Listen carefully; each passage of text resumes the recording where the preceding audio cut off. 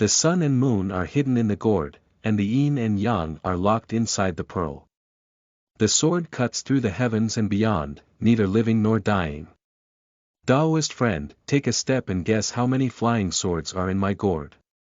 Dao Youzu. This is a martial arts novel. Book Friend Group 102-279-1327 Keywords of the novel. Qinghu Sword Immortal No pop-ups, Qinghu Sword Immortal TXT Complete Collection Download, Qinghu Sword Immortal Latest Chapter Reading. Chapter 1. E-Move Detains the Soul. You are listening at novelfull.audio. Chapter 1. E-Move Detains the Soul. The sunset is setting in the west, outside the town of Huayuan. At this time, there were already few people on the rural road, and a group of children stood at the end of the road, with a clear distinction between the two sides. One of the children, who was half a head taller than his accomplice and had sharp edges on his face, was shouting at one of the others. Zhang Daniu, I'm willing to admit defeat. You've already lost one game just now, and this game is ours to win again. If you see me in town in the future, you'll have to call me Big Brother. And you can't cling to Xiaotsue in the future.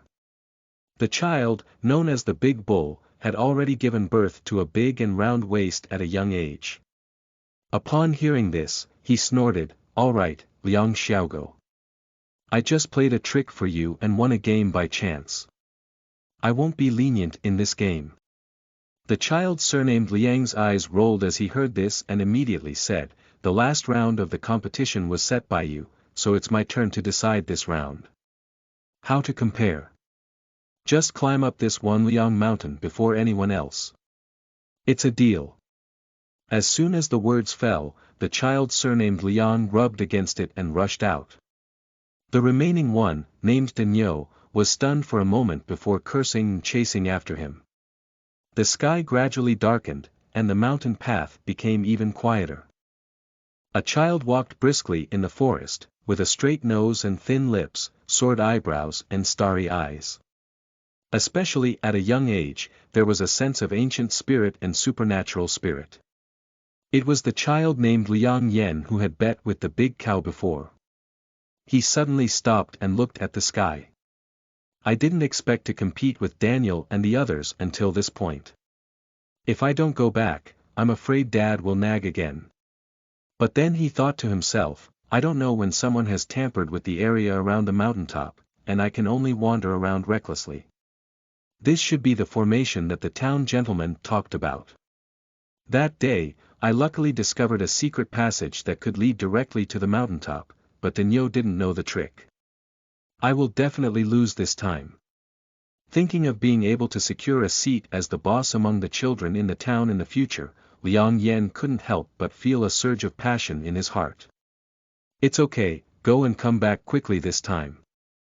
When I climb to the mountaintop and play a good game with the bull, I'll hurry back home. It won't take up too much time.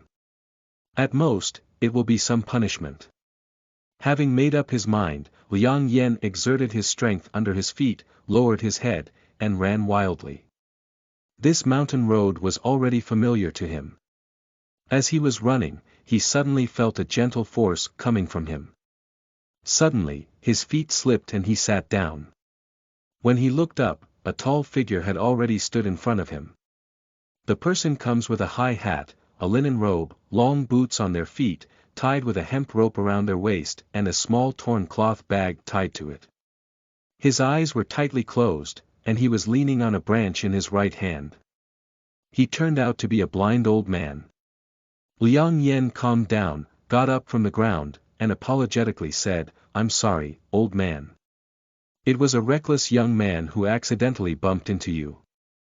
The old man smiled slightly but was not angry. Instead, he said gently, the road ahead should be Huayuan town. Are you a child from the town? Although his voice was light, for some reason it gave Liang Yen a sense of peace of mind. He respectfully replied, the old man guessed well, the young man lives in town. The old man rubbed his chin and said, it's getting late now and you're still running up the mountain. There must be something urgent, right? Young people don't have to worry about me, old man. You can go help yourself. Liang Yen hesitated and looked at the branch in the old man's hand. The old man seemed to be aware and said, "Little child, don't worry. I walk all year round with this branch, and I will never go astray." After hearing these words, Liang Yen looked at him with some suspicion.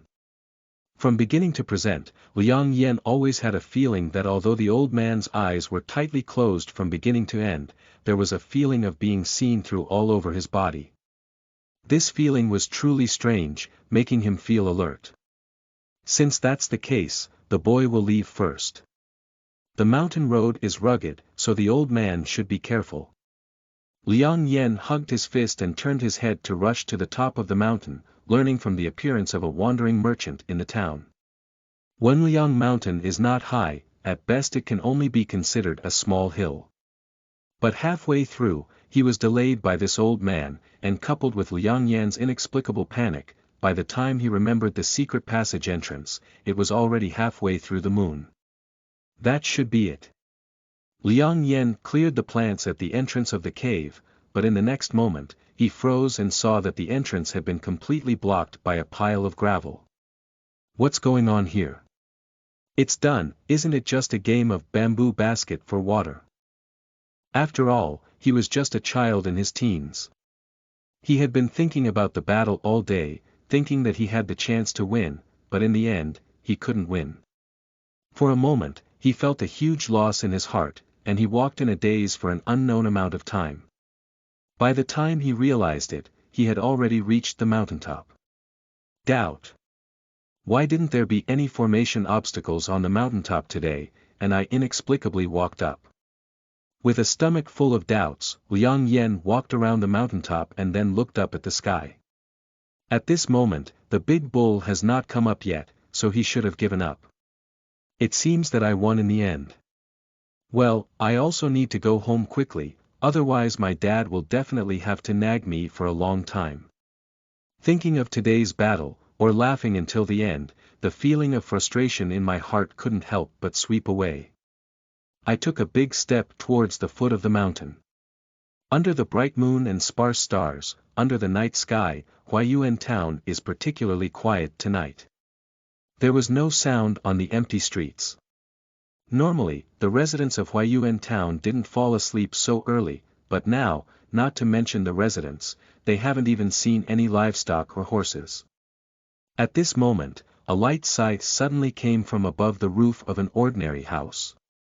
Humph, I haven't seen him for many years, but I didn't expect junior brother He's methods to become more and more inferior. The words were spoken endlessly, and no one responded to him.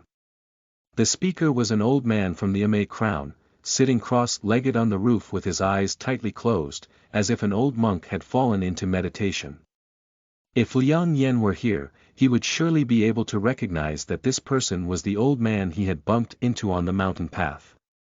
Just then, a strong man appeared at the end of the street, tall and big, wearing a linen blouse, with a shovel on his back, dressed like a farmer. The most eerie thing is that his eyes are lifeless, his eyeballs roll up, and the corners of his mouth are crooked, giving him a look of dementia. Although he was stupid, he walked fast. In the blink of an eye, he rushed to the house where the old man was. Then he jumped, turned his hands and pulled out the shovel behind him, and went straight to his face. Seeing the incoming person with a fierce aura, the old man did not dodge or dodge, still sitting cross-legged. With just a flick of his right middle finger, a spark of fire rushed towards the strong man in the night sky. With a hissing sound, the flames entered the body. The strong man kept walking, but suddenly a muffled sound came from his body, which exploded. In the blink of an eye, 3 places had already exploded on his body. Strangely enough, there was no blood splashing out from the exploded hole, and the strong man shrank like a deflated ball. A green vine grew from each of the 3 holes on his body, extending along the walls of the house and up to the roof. The old man frowned slightly, waved his left sleeve, and a faint wall of fire spread around. The vines made a sizzling sound when they met the wall, turning into a faint mist. At this moment, another mutation occurred, and the roof where the old man sat suddenly exploded, with 2 sword lights attacking him from bottom to top. And inside the nearby houses, several farmers rushed out, some wielding swords and some using latte sticks. All of these people, without exception, had facial dementia, but their movements were so fast that they could hardly see clearly. The old man's eyebrows tightened even tighter, his whole body soaring into the sky, his right hand quickly pinching the formula, muttering words in his mouth. Dozens of short knives were shot out from its cuffs, accurately targeting the surrounding farmers. Like the previous person, these people were stabbing in mid-air, but there was no normal blood flowing out. Instead, several vines shot out from their wounds and headed straight towards the old man. The old man seemed quite wary, with a serious face. He drew a circle in front of him with his left hand and kept practicing the secret with his right hand. A large flame bell emerged around the body, on which various ancient inscriptions were carved with flames, emitting a majestic aura from above. As soon as this big clock appeared, it locked the old man inside the clock. As soon as Fujioka, who was shooting from around, met the flame big clock, it immediately turned into thick black smoke and dissipated. At this moment, a light laugh suddenly came out. The Fire God Bell is one of the 8 secret skills of the sect. It has been cultivated to a great extent, and all evil spirits do not avoid it. The demons have dispersed, but I don't know what level Yan senior brother has reached. To what extent Yan's divine ability has been cultivated, even if junior brother he has learned it, he can do it. But I didn't expect that your impressive Himuching would set up this Imu soul detention formation to avoid my pursuit. Although this formation was created by a senior member of the sect, it requires the use of living people as guides, which is really harmful to Yin virtue. The new sect leader has already explicitly prohibited this array and used it as a sect access control technique. I didn't expect you to be so insane. With the Imu soul detention now in place, the lives of over 300 innocent mortals in the town may have already been poisoned by your hands, right? This statement was well spoken, but the person in the dark burst into laughter, laughing wildly as if hearing the funniest joke in the world. Yen blind. Do you still want to do this in front of me? Let's not speak in secret. If I die today and you get what I want, the people in this town may not be able to survive. With your Yen blind methods, you will release any mortal who may leak information. Since that's the case, it's better to use it for me. Yen blind frowned slightly, but his divine sense had quietly spread, as if he was looking for something. Junior brother, don't talk nonsense. Should you obediently surrender and come back to my sect to apologize?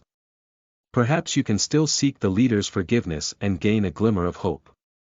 It's unknown. Others don't know about you, don't I?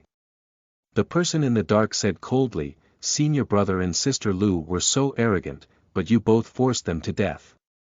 Yen blind snorted coldly, that's because they were arrogant and reckless, making friends carelessly, and eventually fell into the demon realm. Yen had no choice but to do so. What a last resort, to put it nicely, it's nothing more than killing and looting treasures, just like what you're doing now. You've been wandering around the Wenliang mountain peak nearby for many days, secretly using the sect's secret treasure, the heart-questioning mirror, to inject a wisp of qi into my body, preventing me from escaping. Really think I don't know? But you never expected that not only did I not escape, but I also set up Imu to detain my soul in this town, and instead want to kill you here. Yen the blind man let out a long sigh and said, so, there's absolutely no need to talk about it. As soon as the word talk was spoken, Yen blind suddenly made a lightning bolt and a fiery red light shot out, shooting straight at a large water tank in the old house on the street corner. With a clang, a middle-aged man in green clothes emerged from the tank in a disheveled state. This person is naturally the so-called Himuching, he junior brother. He is tall and thin, with eagle eyes and a broad nose. His body is covered in flames, and his face shows a look of shock. He repeatedly pinched the formula with both hands, his whole body flowing with green light, his skin turning into a wood-green color, and there were ancient inscriptions hidden on it, trying to resist the flames around him. However, the flames were like maggots of tarsal bones, and even the middle-aged man could not extinguish them by any means possible. At this moment, Yen Blind had already fled to the sky above Himuching, muttering words in his mouth, and then opened his mouth to vomit. For antique fire nails shot out from his mouth, firmly nailing Himuching's limbs to the ground. At this moment, the blind man Yen smiled faintly and said, "Junior brother, you're too big. Your prisoner ox wooden armor has only been trained to a small level. How can you resist my fire wolf poison?" He touched his chin and showed a hint of pride. At this moment, he had the chance to win and was about to go down and search for the treasure of his sect, but suddenly he underwent a mutation. Himuching's body, lying on the ground, suddenly collapsed like a deflated ball, leaving only a piece of skin stuck to the ground in the blink of an eye. And a large number of vines grew from him, thick as a child's arm, soaring up into the sky, forming a wooden cage that locked the blind man tightly inside. Yen Blind only felt that the spiritual power in his body was running like a muddy quagmire, and he couldn't fully utilize his magical powers. At the same time, a deafening roar echoed underground, causing the ground in 8 parts of the town to collapse. 8 wooden stakes as thick as water tanks rose from the ground, forming a mysterious prohibition. Then the roofs of the houses in the entire town exploded one after another, and over 300 people from all over the town flew into the air. These people all have dementia in their faces, with strange spells in their hands, and then they opened their mouths and spit out more than 300 vines shooting at Yen Blind, who was trapped in the wooden prison. These vines are as black as ink, emitting a foul odor. After shooting out the vines, everyone's bodies rapidly wilted, becoming like dried corpses falling from the sky with no more vitality. Yen Blind was in the formation, surrounded by a pervasive corrosive aura, nibbling at his flesh bit by bit, unable to resist even with his cultivation. Even worse, his divine sense seemed to be affected, and his thinking became slower and slower. Just before he completely lost his sanity, his left hand left an indelible touch on the rag bag around his waist, and the next moment it completely froze and fell down. At this moment, a green light flashed on the ground, and a middle-aged man in green emerged from the ground, looking at the body of Yen Blind and chuckling. "Senior brother, you have talked to me many times, just to uncover my hiding place in the formation. Unfortunately, you calculated thousands of times and ultimately did not know that I had refined an external incarnation. Hiding it here is to lead you to the must-kill position in the formation, right? Ha ha ha. As soon as I thought about the death of the blind man Yen and the fact that the sect had cut off their clues after investigating him, I couldn't help but feel relieved. From then on, I could be said to be at the mercy of heaven and let birds fly." He flipped his hand and was about to retrieve Yen Blind's storage bag, but suddenly felt his spiritual power tighten all over his body, and then uncontrollably all of it flowed down his feet. Himuching was greatly surprised in his heart, and his instinctive reaction was to use his shield technique to soar into the sky, but his feet couldn't leave the ground at all, as if they had been filled with lead. He scanned his consciousness downwards and saw several fiery red spiders piercing half of their heads into the soles of their feet. These spiders were connected head to tail, forming a line, and the other end of the line was the blind man lying on the ground. Himuching's spiritual power instantly dissipated, followed by a rapid loss of vitality in his body. His eyes widened and he murmured to himself, "The dark fire spider." He then fell on his head. As his anger rapidly dissipated, on the other side, Yen Blind, who was about to die, gradually blushed and his anger gradually recovered, finally slowly crawling back. The two of them engaged in a fierce battle, although it was only in an instant, but it was fraught and dangerous. But the one who laughed until the end was still this blind old man. He swept the dust off his body and then lowered his head to look at Himuching's body.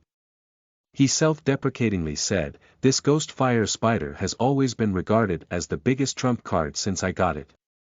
I never expected it to be used on my junior brother for the first time. It's really a stroke of luck." Then he placed one hand on Himuching's head, and a black light appeared, performing the soul-searching technique. After a moment, his gaze flickered and he looked at a very ordinary house at the entrance of the village, muttering to himself, "So there it is." End of this chapter. Chapter 2. The Withered Old Monk. You are listening at novelfull.audio. Chapter 2. The withered old monk Yen Blind came to arrest traitor He Muqing and retrieve a supreme secret treasure from the sect, following the sect's decree. But this treasure is truly extraordinary. When Yen Blind took on the task, he already had the intention of killing people and swallowing the treasure alone. At this moment, He Muqing's body was completely destroyed, and all the people in the town were trained into wooden puppets by him, with no survivors.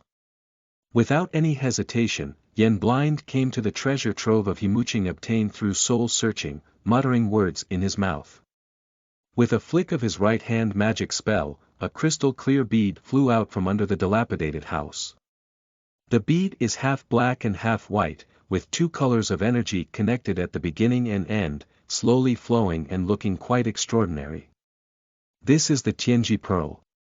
As soon as I thought about the mystery of this pearl, even the sect leader would have to carefully investigate it in the future.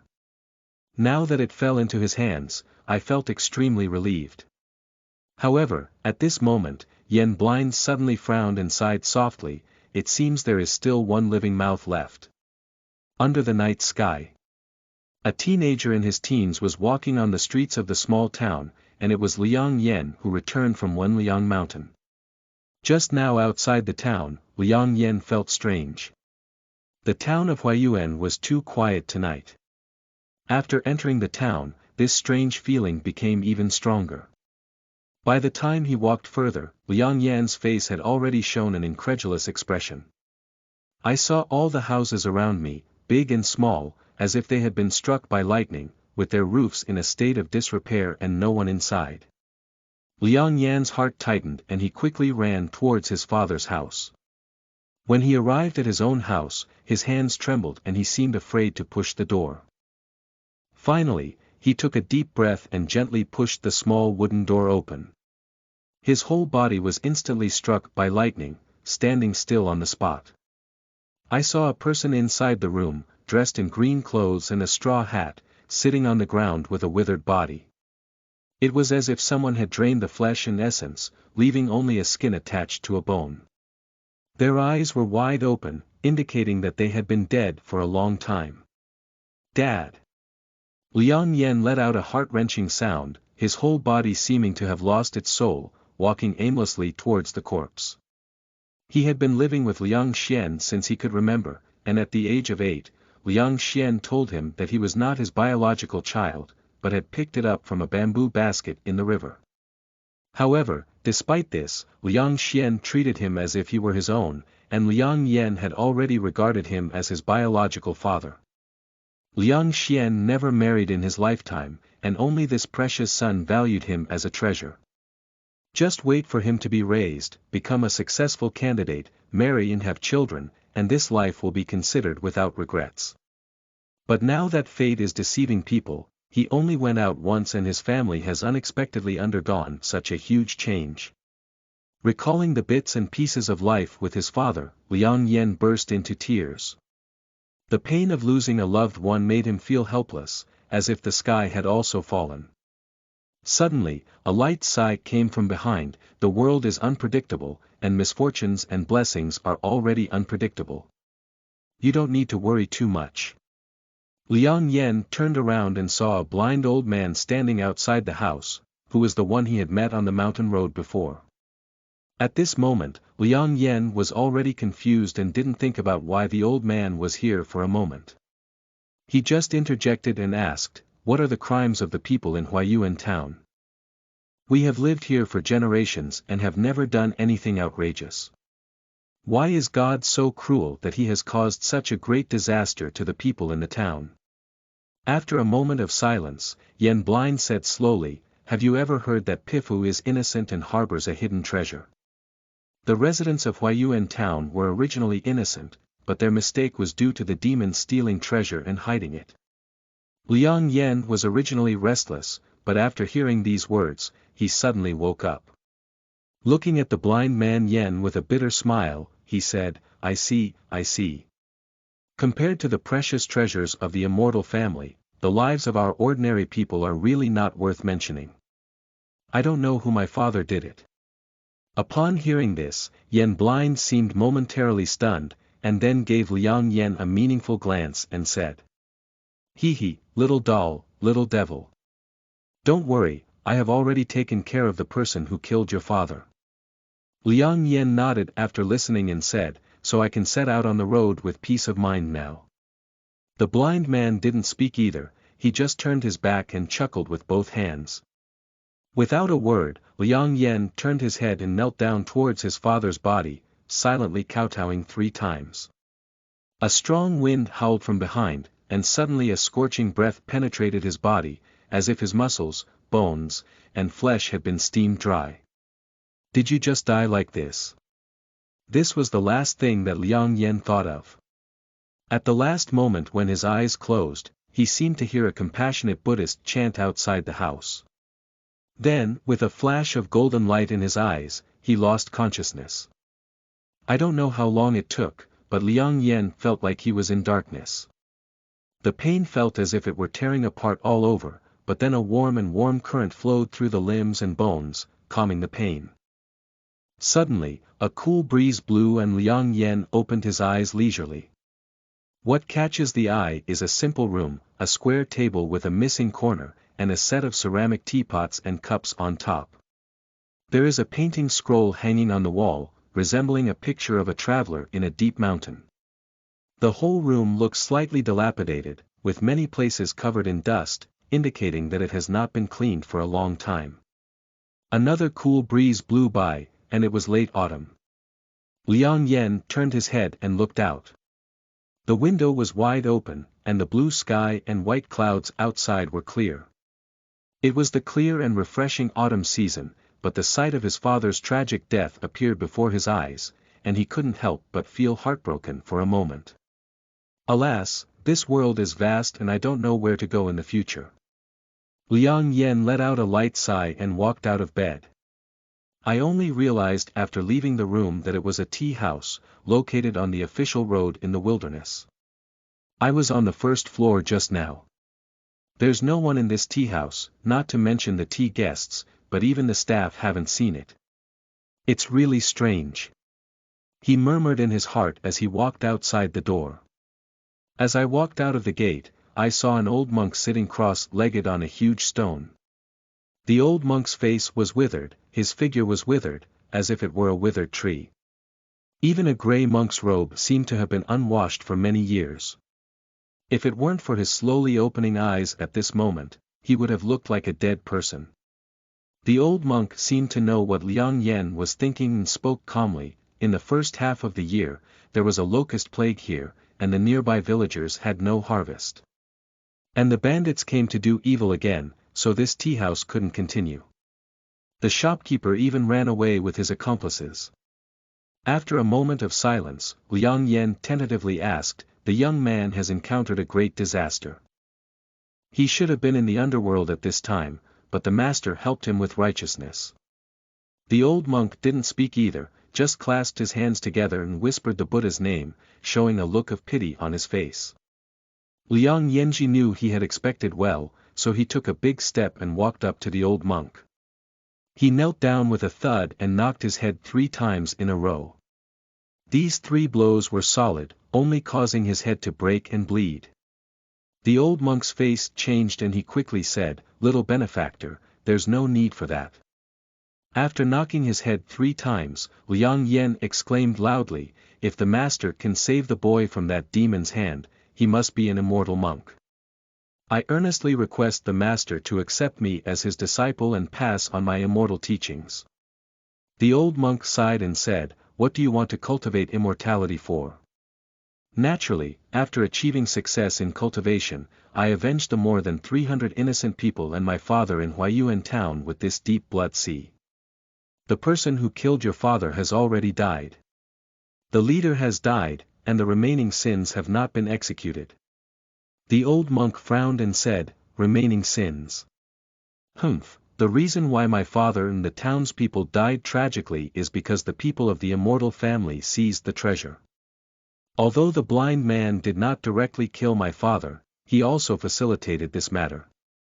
Moreover, the immortal family seized the treasure, and ordinary people suffer. Even if my father did not die, as long as this blind man successfully seized the treasure, he would definitely kill and silence others. My father still has no way out. After listening to these words, the old monk looked at his words again and said to himself, "This little doll looks just in his early 20s. Why is his personality so extreme? But his mind is meticulous, and he is not much worse than an adult." What the old monk didn't know was that Liang Yen had been very clever and eccentric since childhood, and even said he was a bit too clever.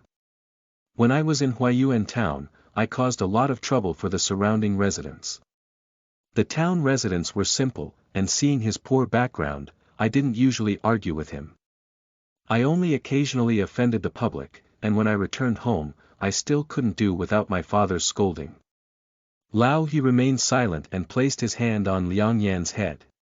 This kid has immortal roots, but his aptitude is actually average. However, my divine skill does not necessarily require an extraordinary aptitude to cultivate.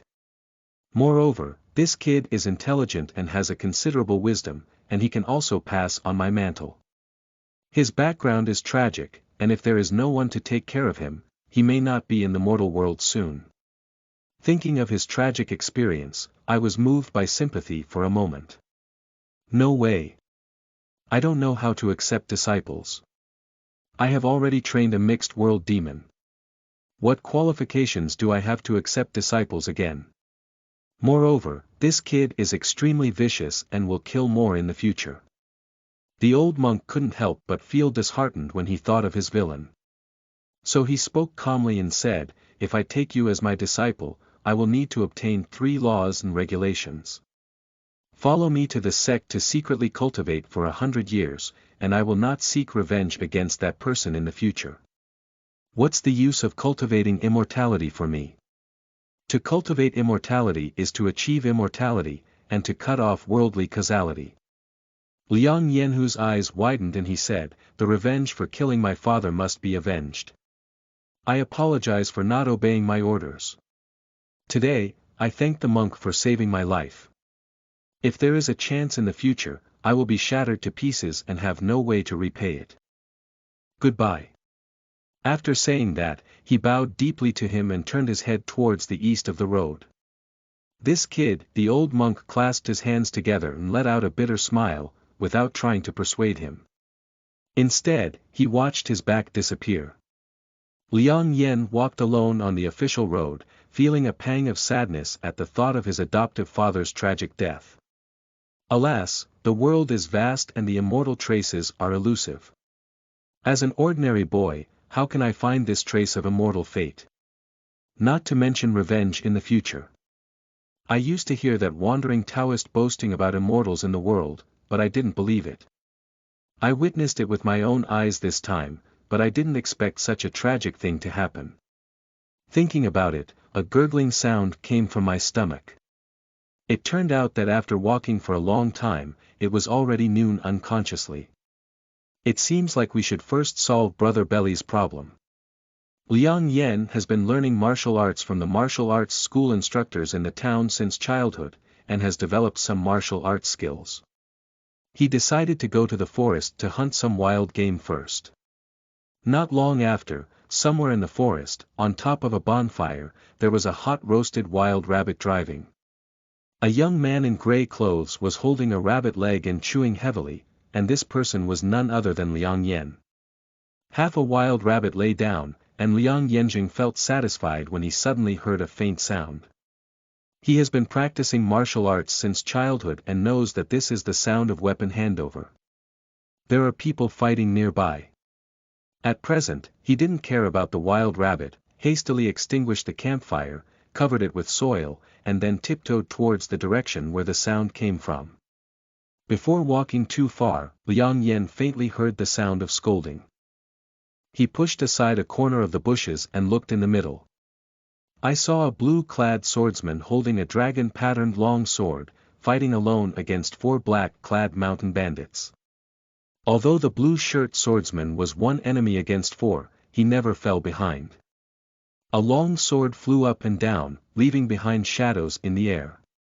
One of the bandits was bleeding profusely on his left arm, clearly suffering from a considerable injury. Liang Yen was secretly shocked in his heart. With the swordsman's methods, he was also considered a first-class expert in the martial arts world. He was pursued for some unknown reason. At this moment, the blue-shirt swordsman swung his sword apart 4 of them, turned over and retreated, and said calmly, "Do you scumbags only have this strength? Do you also want to plot against my young lady?" Hee, the lightning sword's left flying power truly lives up to its reputation, but unfortunately you know something you shouldn't know. You will definitely die this time. It wasn't the 4 bandits who said this, but 2 more people walked out of the forest, one tall and the other short, and it was the tall man who made a sound. And the 4 bandits before were vaguely led by these 2 people. The blue-shirt swordsman couldn't help but feel anxious when he saw 2 more skilled players. He didn't wait for everyone to react. Lightning rushed straight towards the tall man, wanting to advance before retreating. He caught himself off guard and then took advantage of the chaos to escape. The tall bandit let out a cold snort, flipped his hand and drew a long sword to greet him, while the short bandit also drew a copper hammer to join the battle group. The blue-shirt swordsman became more and more frightened as he fought. The martial arts skills of either of these 2 individuals, 1.1, were no longer inferior to him. At this moment, they were already facing 2 enemies, and within 30 moves, they had already shown signs of defeat. When did such a powerful mountain bandit emerge in the martial arts world? He wondered in his heart, but dared not think much and urgently thought of strategies to escape. At this moment, a blue knife flew out from the forest, with a dazzling blue light, cutting off all the trees it passed by. Its remaining strength did not diminish, and it headed straight for the blue-shirt swordsman. The swordsman was taken aback and quickly swung his sword to resist, but the dragon-patterned long sword was cut in 2 by a blue knife like paper paste. With a thud, the blue knife penetrated the swordsman's throat, leaving only the handle outside. The blue-clad swordsman looked incredulous and stared at the handle in front of his throat, slowly falling down. At this moment, a young man walked out of the forest, dressed in a purple robe and wearing gold and silver all over his body, like an outsider in the city. When the other bandits saw him, they immediately looked respectful, lowered their heads and clasped their fists, shouting, "The leader of the gang is formidable, no one can match him." The young man in purple also seemed to enjoy it very much, squinting his eyes and snorting. "A few useless people, even if you do something, you won't be able to do it well. This person is a deity in their mansion, and this trip is specifically to explore the way forward. By chance, we learned about our plan, how can we let him escape?" The bandits were sweating profusely and said, "I'm not doing my job well. Please be kind to the leader and let us redeem ourselves." The young man in purple waved his hand and said, "It's okay, big things matter. Do this well, I don't know how much real gold and silver are waiting for us." He paused for a moment and then asked, "Have you investigated everything around?" The tall bandit immediately replied, "We have investigated everything. There is a tea house not far ahead that has been abandoned for a long time. We can pretend to be servants and ambush them according to the plan. Well, let's just leave the tea house empty now. If there's anyone, we'll kill them all. We can't leak any information about us. Cheng, go gather the horses and set off immediately after dinner. When you get there, follow the plan." "I understand," the tall bandit responded, then revealed a lewd expression and chuckled, "Boss, there are a few pretty girls among those people. We brothers should enjoy them well then." The young man in the purple robe also had lustful eyes and nodded at him tacitly. The short bandit seemed to have doubts and asked, "Boss, I really don't understand. Why bother designing ambushes? With your immortal family's means, just make sure they never come back." Humph, Shi Lao-san, are you being too lenient now? I dare not. Shi Lao-san hurriedly lowered his head. The young man in purple snorted and said, there is a master among them who is highly skilled in martial arts and has reached the level of releasing internal energy. Even with us immortals, he has the power to fight. You must not be careless. In fact, this young man in purple is a commoner from a family of cultivators, named Chen Lin. His spiritual foundation is extremely poor, and he has had no intention of practicing since childhood. Instead, he is greedy for worldly pleasures, especially for gold and silver women. After reaching adulthood, he was expelled from his family and became a bandit here. With his cultivation of refining qi, he also had a taste of it. In the secular world, except for some inner experts, it was difficult to pose a threat to him. Seeing these bandits take out their bags and start a fire here to cook, Liang Yen cautiously retreated back. Not good, these people will be going to the tea house later. Is there anything wrong with the old monk there? Although Liang Yen knew that the old monk was not an ordinary person, he had never seen the immortal fighting method, let alone the old monk, Yen Blind, and others taking action. In his opinion, the blue-shirt swordsman just now was already a first-class expert, but he couldn't even beat a single move in front of the purple-clothed youth. He felt uneasy and estimated that this old monk might not be his opponent either. Alas, although the old monk refused to accept me as his disciple, he saved my life after all. Now if I don't repay my kindness, wouldn't I just watch him die? Although these people have horses, they need to cook and eat now. I may not be able to arrive before them. When I persuade the monk to leave, it can be considered as saving his life. From then on, we will not owe each other. Liang Yen had already made up his mind and immediately exerted his strength on both feet, rushing towards the tea house. End of this chapter.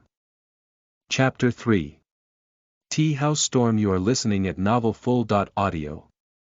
Chapter 3. Tea House Storm. Because he was worried that the group of mountain bandits and scouts would rush ahead, Liang Yen only picked small paths and didn't take the main road. He couldn't run any longer and only dared to take a few breaths by the tree before continuing on his journey. When he ran to the entrance of the inn, he found that 7 fast horses had already stopped there. Oh no, I didn't expect them to ride horses so fast and have already arrived. I'm still one step late in the end. Inside the tea house. Boss, we've investigated everything around here and there's not a single person, but there's an old monk in this tea house. Chen Lin frowned and said, Old monk. Follow me to take a look. Everyone followed him as they walked inside. When they arrived at the door of the room, Chen Lin secretly sensed and confirmed that there was no spiritual fluctuation in the old monk's body. Only then did he relax and give a glance to Qing Lao. The latter understood, with a sinister expression on his face, and was about to enter the door, which ended the old monk's life. At this moment, a person outside the tea house suddenly shouted loudly. Old master, your luck has come. Yesterday, you calculated the lot for my young lady, and she firmly believed it. She specifically ordered me to come back and find you, hoping to get another lot from you. As soon as the words fell, the door opened with a loud bang, and in came a 10-year-old child, tall and thin, dressed in gray cloth and linen, carrying a bundle in his hand. Don't worry, I won't let you miscalculate. I'll take it with me. Before he finished speaking, he seemed to notice everyone in the store and immediately quieted down. The bundle in his hand instinctively hid behind his back. Everyone in the store looked at each other with a smile. It seemed that this kid had brought money to ask for a visa. Qing Er coughed and smiled kindly. Little brother, are you here to ask for someone to sign? The child's face was panicked, and then he said with a strong courage, Who are you? My master is a high-ranking official in the court, and the young lady is a golden branch and jade leaf. I came here on behalf of the young lady to request a visa. If I can't go back for a while, the young lady will definitely investigate. Qing Lao was amused in his heart, but then he thought of something and asked in harmony, Did you just say that you were ordered by your young lady? The child seemed to have a strong courage when he asked like this. That's natural, my young lady is so graceful. On weekdays, several noblemen from the royal family come to my house to get close. As for those high-ranking officials and wealthy young masters, they have even broken the threshold of our family. Humph, I don't know how many people want to flatter us. He didn't say it was okay, but when he said this, Chen Lao's eyes were even more lustful. He immediately leaned over to Chen Lin's ear and whispered a few times, and Chen Lin also smiled and nodded to indicate it. Chen Lao got his agreement and said, "Young brother, all 7 of us are traveling merchants. Meeting here today is also considered fate. After hearing your words just now, we also admire your young lady very much. Could you please help us introduce 1 or 2? After hearing this, the child quickly shook his head and waved his hand, saying, No, my young lady came to her hometown to pay respects to her ancestors this time. She promised not to see anyone. If she took you there, I would have to break my leg. Besides, your identity is unknown, so I can't say for sure." He was still waiting to say more when suddenly he heard a bang and saw that Shi Lao-san had already slapped the wooden table next to him. The wooden table immediately fell into pieces and scattered all over the ground. "Kid, I advise you to be witty. Do you think it's because your brain is hard, or is this wooden table hard?" The child was already stunned and murmured to himself, You.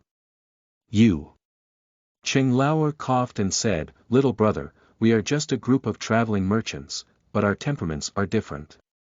Although I am willing to reason with you, my friends may not have the patience. I advise you to cooperate well, otherwise, hee. The threat was already evident. The child's courage drained and he looked at them timidly, like a frosted eggplant. Seeing him stunned, Chen Lao said gently, "Don't worry, the 7 of us brothers love to make friends. Today, we just want to see the beauty of the young lady and make friends, with no other intentions." The child seemed to have been persuaded by him and said weakly, "Since that's the case, I'll introduce a few of you. I've been out for quite some time now. It's better to borrow horses from a few heroes." Chen Lao nodded and said, "It should have been like this." Then he gave a glance to the 2 bandits next to him. The 2 of them understood and silently walked to the child's vicinity, faintly trapping him in the middle, obviously to prevent him from escaping. They just didn't notice that as the child turned around and walked towards the door, there was a hint of a bitter smile on his face. This child is naturally Liang Yan. Previously, he heard several people talking in the jungle and inferred from their conversation that these people should be lascivious. In a hurry, he came up with a trick out of nothing and fabricated a beautiful lady to distract them. "It's just that I'm not even a servant of a wealthy family, so where can I find a charming young lady for them?" Liang Yan smiled bitterly in his heart, afraid that when they realized something was wrong, he would be the first to kill himself to vent his anger. He only hoped to take them far away and let the old monk take the opportunity to escape. Then he sighed in his heart and said, "Old monk, I hope you are more clever. When you take the opportunity to escape, you save my life, and I repay your life. We don't owe each other anymore." "Humph, although I don't have much ability, I'm not an ungrateful person." In the tea house, the old monk was sitting cross-legged. Outside the door, everything fell into his divine consciousness without a trace. He had already sensed the group of bandits just now, all of whom were ordinary martial artists. As a young person who only practiced 1 layer of qi, he had not taken it to heart. But when he found Liang Yan gone and back, looking around outside the store, he couldn't help but feel a strange feeling. "I want to know what this little kid is doing when he comes back." At this moment, he didn't even know Liang Yan's intentions and couldn't help but burst into laughter. This kid is really a stubborn master, with a small and mischievous personality. Well, although he has an extreme personality, he is also a person with clear gratitude and resentment, who values emotions and righteousness. With a little guidance, he may not be able to lead the way in the future. The old monk thought to himself, unconsciously considering Liang Yan as half of his disciple. In thought, the Buddha beads flew out of my hand, ready to take action. Suddenly, with a movement in his right ear, he flipped his hand and retrieved the Buddha beads. It seems that this tea house is going to become lively. Hee, let's just watch it change. At this moment, Liang Yen had already walked to the door of the tea house with everyone. Just as he was about to depart, a sound of horse hooves could be heard from the official road. Chen Lin and others stopped after seeing the incoming person clearly. A middle-aged man in black rolled over and knelt down on one knee in front of the horse, saying, "Report to the sect leader, the target and others are accelerating their journey for some unknown reason. They have traveled all night and are now 10 miles away. They will arrive soon." "What?" Chen Lin glared angrily. Didn't Tanma say the fastest and only a few days later? The middle-aged man in black hurriedly said, "I don't know either. They suddenly quickened their pace, didn't rest at night, and only went to bed in the latter half of the night. They traveled all night and night. I didn't dare to delay for a moment, but I was only a little faster than them." Chen Lin's face softened slightly and he said slowly, "Since they are in a hurry to be reincarnated, we must not lose our courtesy. Brothers, follow the plan." Cheng Lauer leaned over and whispered, "What about this kid and the old monk? Why don't we chop them down and bury them in the backyard? It's too late to kill them now. There is an extremely powerful expert among the other party. At their level, they are extremely sensitive to the smell of blood. If she discovers something fishy, it may be detrimental to our plan. What should we do then?" Chen Lin pondered for a moment and said, "That old monk hasn't moved from beginning to end, and I don't know if he's blind or deaf. It's not enough to be a threat. As for this kid, don't we still lack a tea boy? Hee, let this kid pretend to be a tea boy to serve tea. As for humans, we have the lowest guard against children, don't you think?" Cheng Lauer's eyes lit up and he extended his thumb, saying, "Clever plan." Chen Lin smiled slightly and secretly activated his spiritual power. He raised his hand and pointed, and a blue small knife flew out, piercing an inch in front of Liang Yanjiao, shattering the stones on the ground. "Little doll, I won't hide it from you either. Grandfathers are all going to do big things. Later, I'll make you dress up as a tea boy and do as we say. If you do things beautifully, I'll let you go. If you mess up, I'll take action and kill you instantly. The stones on the ground will be your fate." As soon as Chen Lin spoke, he looked at Liang Yan with a fierce expression on his face. Liang Yan's face was pale and he trembled all over, nodding uncontrollably on the surface. But in his heart, he secretly said, "I heard from them in the forest before that there was a master among the group of people they were ambushing, which made this man in purple quite afraid. They designed an ambush here, obviously not wanting to fight head-on. If they solve their goal, my fate will undoubtedly be dead. Now, the only way to do this is to find a way to inform the people who came, break their plan, and wait for them to fight each other, then I will have a glimmer of hope. But this man in purple always pays attention to my actions. If there is any abnormality in me, I will be the first to be killed by him. Isn't it unjustified that I won't die?"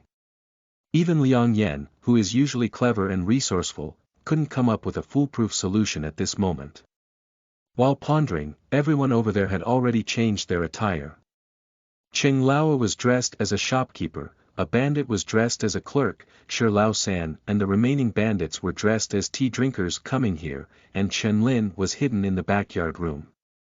Shi Lao San handed Liang Yan a set of tea boy clothes. Liang Yan reached out to take it and sighed inwardly, "Now we have to act by chance." Everyone finished dressing up and took their seats. Liang Yan took a broom and swept the floor in the front yard. After a while, a chaotic sound of horse hooves suddenly came from outside the courtyard.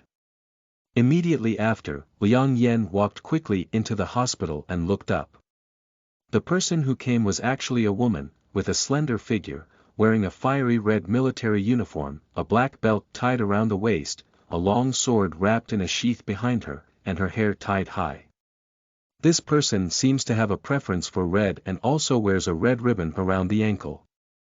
As soon as the woman entered the courtyard door, her gaze swept around. When she saw Liang Yan looking at him, she didn't hesitate to look straight at Liang Yan, while also looking up and down. Liang Yan was frightened and hurriedly lowered his head, afraid of angering the man in purple in the dark, so he struck himself with a knife. The woman in red glanced at Liang Yan, then stopped caring about him and walked straight into the tea house. "Shopkeeper, we have booked the guest rooms here today," said the woman in red, taking out an ingot of silver and throwing it on the table. Cheng Lauer looked embarrassed and whispered, "It's not very convenient, girl. Look at that table, it's also from the martial arts world. They came here to drink tea first. We're also a small business and can't afford it." The woman glanced and said, "It's okay, they're drinking tea here.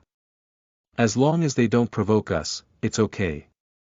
I just want to take care of this backyard room, and no one else is allowed to stay overnight here tonight." Cheng Lauer's expression changed, and then he smiled and took the silver, greeting the waiter, "Come on, make room for a table for the guests and wipe it well." The woman in red gave a few more orders, and Cheng Lauer nodded incessantly.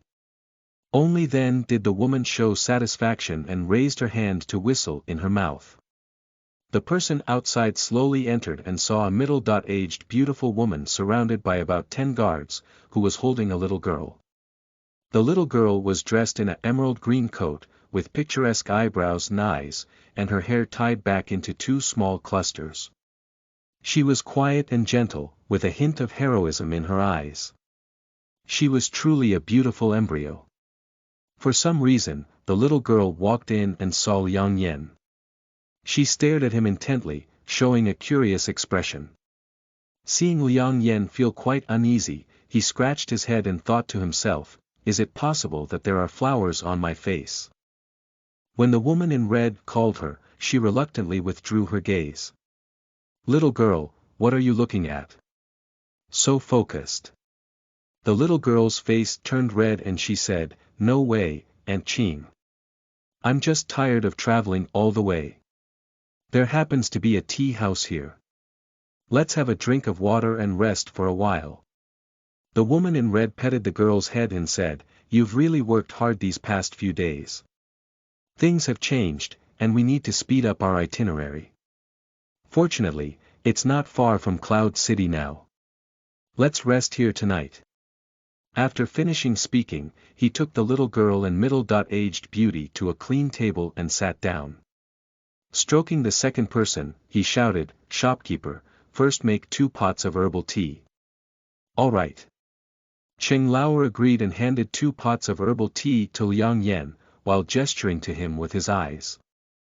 Liang Yan took the teapot, took out another pair of teacups, and silently turned his head to walk towards the table. He knew in his heart that this tea must have been tampered with, and he would only wait for them to drink it before launching a killing spree. Liang Yan deliberately reminded the woman in red, but he knew that if he had any unusual movements or opened his mouth to speak, the person in the inner courtyard would immediately kill him without hesitation.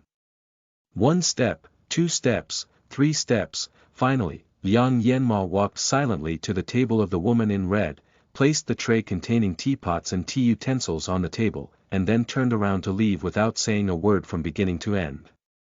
At the moment when Liang Yan turned around, the woman in red seemed to be slightly stunned, and then immediately returned to normal. The girl behind the table had a flushed face. Since Liang Yan walked over, she had been stealing glances at him.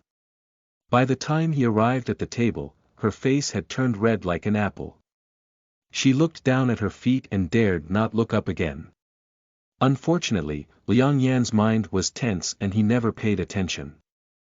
The middle-aged woman smiled and touched the girl's head, then picked up the teapot and poured a cup of tea for each of them on the table, and another cup for herself. The little girl was already thirsty and was about to drink the tea cup. The woman in red suddenly reached out to stop her. "Shopkeeper, please call the shopkeeper over. I have something I want to ask him." Cheng Lauer saw that things were about to succeed, but he was suddenly interrupted and felt a bit confused. I had no choice but to say to the waiter, "Do you hear me? Hurry up and go see what the nobleman has to offer. I'll take good care of you. If you're bothering the nobleman, Look, I won't peel your skin." The bandit disguised as a waiter responded and walked quickly. The woman in red didn't look back, but said calmly, "We have always been particular about our meals. We need to be more cautious when going out. Why don't you drink this first sip of tea for me?" The bandit didn't expect her to make such a request, and for a moment, he was speechless and didn't know how to answer. In just this moment of hesitation, the woman in red had a clear understanding in her heart. Before she could turn around, the knife had already been unsheathed, and everyone could only see a circle of silver light flickering. The waiter's head had already flown high, splattering with blood. The woman in red held a knife to protect the girl and the beautiful woman behind her, and the surrounding guards immediately became alert, forming a circle to protect the two in the middle. Since the waiter knows about it, the shopkeeper can't get away with it, can he? The woman in red snorted coldly. In this round of ups and downs, Chen Lin and others, who were originally planning an ambush, not only did not have the opportunity to take action, but also let the other party kill one person first. I was stunned for a moment. However, these people were originally bandits in the mountains and forests, and had seen scenes of great storms and waves before. At this moment, seeing their strategies shattered, they instantly calmed down. Cheng Lao smiled inwardly and said, "Miss, you have good eyesight. I don't know when I discovered the flaw." The woman in red looked at him coldly, clearly not intending to answer. Bang clang. With a sound of the cup shattering from the ground, Cheng Lao exclaimed in a gloomy tone, "Hands on." End of this chapter. Chapter 4. Anti-killing. You are listening at novelfull.audio.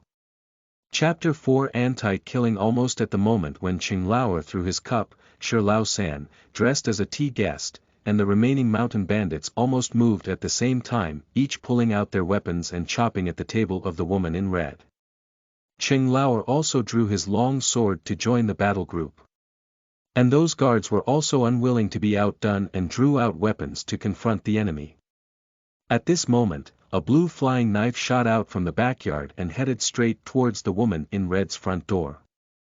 The woman in red was already prepared, holding a long sword in her hand. The flying sword was nailed to the long sword, and the remaining power did not diminish.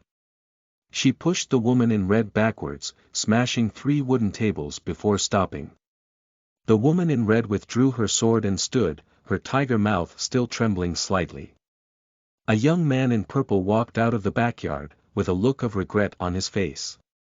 He muttered to himself, "It seems that we will eventually fight head-on." He reached out and took out a talisman from his sleeve, reciting words. Since Chen Lin walked out, the woman in red has been fully focused on him. She knew that among all the people here, the only one who could threaten her was this young man in purple. At this moment, seeing him casting a spell and reciting a spell, he immediately showed no hesitation and used his lightness skills to fly up, wielding a long sword that struck directly at Chen Lin's face. Chen Lin remained calm and composed, pinching the formula with his right hand and performing a fireball technique. A scorching fireball emerged from his fingertips and shot towards the woman in red. This fireball technique was originally an entry-level spell for cultivators, which is decent for dealing with ordinary mortals, but not very powerful for dealing with people with martial arts skills.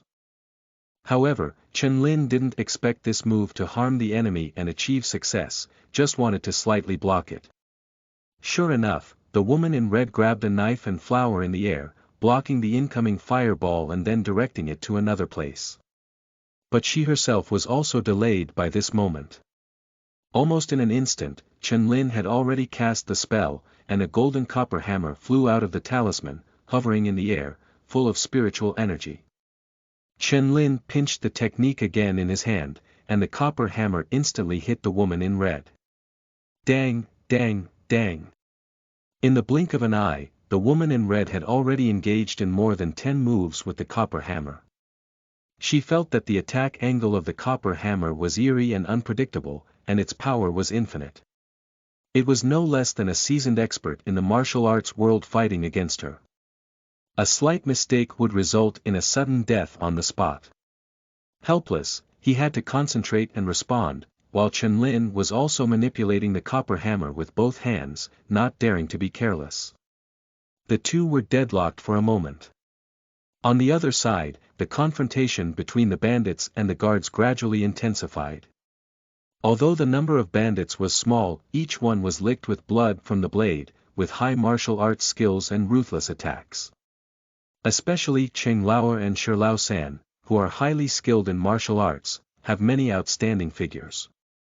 There is also a skilled guard who seems to be in charge of commanding the formation of the guards to face the enemy. Although the guards may not be as skilled as the bandits, their victory lies in their cooperation and mutual care.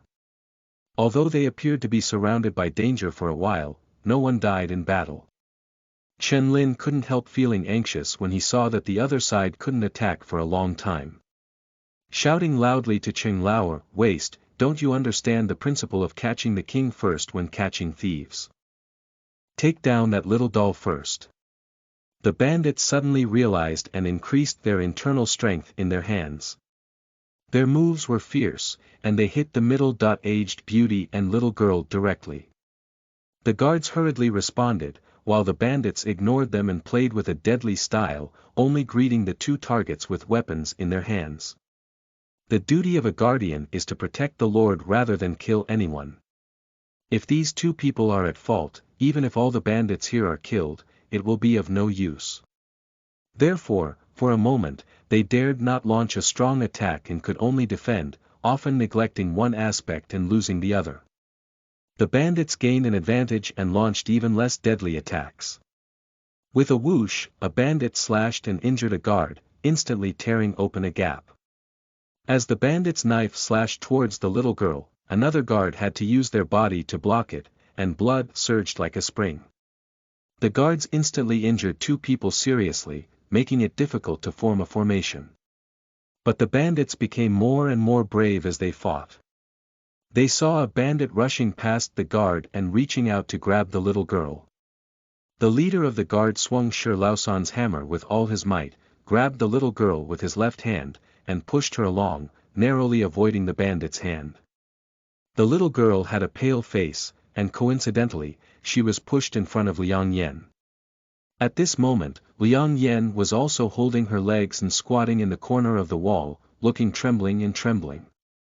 Shi Laosan saw the little girl left alone, without any guards around, only a little boy with a hair on his head. He felt that this was a divine opportunity. Immediately unleashing his lightness skills, he headed straight towards Liang Yan's location. The commander of the guard, Na Ken, was willing to give up and chased after Shi Laosan, drawing a sword and then chopping. Shi Laosan turned around to resist, but his footsteps kept running towards the little girl. In an instant, he reached in front of her and grabbed her arm with his left hand. Once this girl is obtained, she can be used as a hostage to force the woman in red to submit. The first move this time will belong to me. Shi Laosan's heart was hot, but for no reason, he felt a cramp in his lower abdomen. He lowered his head and saw a dagger inserted above his lower abdomen. But the hand holding the dagger extended from behind the little girl's armpit. The person who made the move is Liang Yan. At this moment, the timid and weak expression on his face had already disappeared, but instead he had a calm expression on his face. Shi Laosan was only able to say a word when he was cut in half by the guard commander who came from behind. At this moment, the little girl's face turned pale, her lips clenched tightly, and one small hand was tightly gripping the clothes of the person behind her. Liang Yan lightly patted her from behind, her face only slightly calmed down, but his small hand never let go. Just now she was pushed here, originally panicked, but a voice came from behind and said, "If you believe me, when someone bad comes to catch you, pretend to be afraid and don't dodge. Let him catch you. I have my own way." She was originally scared to death, but when she heard the voice of the person behind her, she felt a little relieved and stood still, waiting for Shi Lao-san to come and catch him. Liang Yan already has martial arts skills, but he is not proficient in martial arts. When it comes to solo combat, not to mention Shi Lao-san, he cannot even defeat an ordinary mountain bandit in this shop. But he hit himself ahead, and Shi Lao-san had a preconceived belief that he didn't know martial arts. In addition, I had to distract myself from resisting the commander of the guards, so I didn't take this little kid to heart anymore. And Liang Yan waited until he caught the little girl before taking action, which was when Shi Lao-san was full of pride and his mind was numb. This series of calculations can be said to have taken advantage of the timing and location, to the extent that a generation of bandits were buried here. Chen Lin has been observing the situation here and couldn't help but breathe a sigh of relief when he saw that Shi Lao-san was about to win. But to everyone's surprise, the situation took a sharp turn for the worse. In the blink of an eye, Shi Lao-san had already died on the spot. At this point, he didn't even know that he had been slapped by this little boy. "I'm going to kill you," he roared angrily as he shook his left sleeve and a blue flying knife shot towards Liang Yan.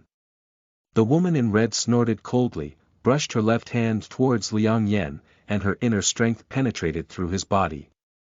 Liang Yan felt a gentle internal force pushing himself and the little girl a few inches to the left, and then a blue flying knife roared past his ear a few inches away, shattering the wall behind him. Chen Lin felt even more anxious when he saw that the blow was unsuccessful. The woman in red is so skilled that she can instantly see her flaws. She swung open the copper hammer, her body like a flying swallow in the air, and came in an instant. Before anyone arrived, the sword arrived first. Chen Lin only felt a cold light flash by, and his left arm flew into the sky like a broken kite. Ah! With a heart-wrenching scream, Chen Lin's face twisted and he flew back. His right hand casually threw out a few talismans, some turning into fireballs and some into icicles. The woman in red wanted to pursue the victory, but was stopped by these talismans. "How dare you, immortal, cut off my arm? I want you to be doomed." Chen Lin looked at the woman across from him, her face twisted. With his right hand, he took out a black bullet from his pocket and fired it straight at him. The woman in red was already alert when he reached out to her arms. At this moment, she saw that the bullet was coming too fast and quickly drew a knife to block it. Before the knife could touch the bullet, it exploded prematurely, and a red mist drifted out, instantly penetrating her mouth and nose. Damn it! The woman in red was startled in her heart and urgently urged her internal strength to dissipate. However, the mist entered her body, making her lazy and unable to lift any force. Even her internal strength quickly dissipated, and after a while, there was no more internal strength. Hee, how does this drunken immortal taste? Don't even say it's you, even if the cultivator comes, you have to lie down for me. This drunken immortal was originally a secret treasure of the Chen Lin family. When he realized that he couldn't continue to stay in the family to cultivate immortality, he spent most of his family to obtain this one through family connections, just to save his life by wandering the martial arts world in the future. The thought of losing my biggest trump card in the future, coupled with the grudge of arm slaying. Chen Lin's heart was about to burst into flames. Hee, don't worry, I won't let you live. Do you think death can relieve you? No, I want you to be in front of you and kill these people around you one by one. Then I will reward you to my brothers and let them humiliate and torture you. After you get tired of playing, I will kill you one by one.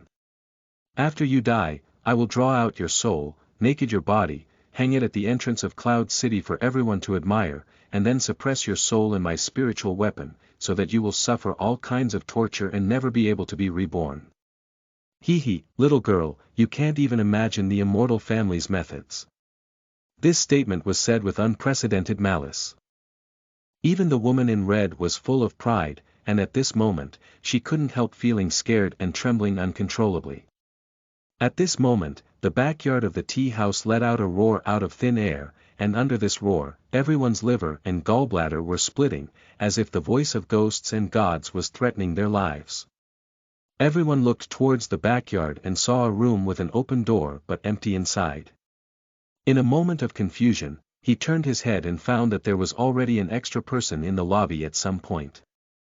This person is dressed in a grey cloth monk's robe, with a face as heavy as dates, eyes as big as children clenching their fists, one mouth with yellow teeth covered in blood, and both hands and arms covered in strange runes, emitting a trembling aura.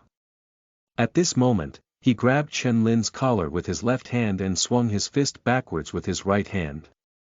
Chen Lin was captured by his eyes, and his body seemed to be suppressed by Mount Taishan. He could not move at all. I want to say a word, even taking a breath feels impossible, and my face has already turned into the color of pig liver. Liang Yen took a cold breath. He was very certain that this person was the old monk who saved him, but at this moment, his appearance had changed greatly.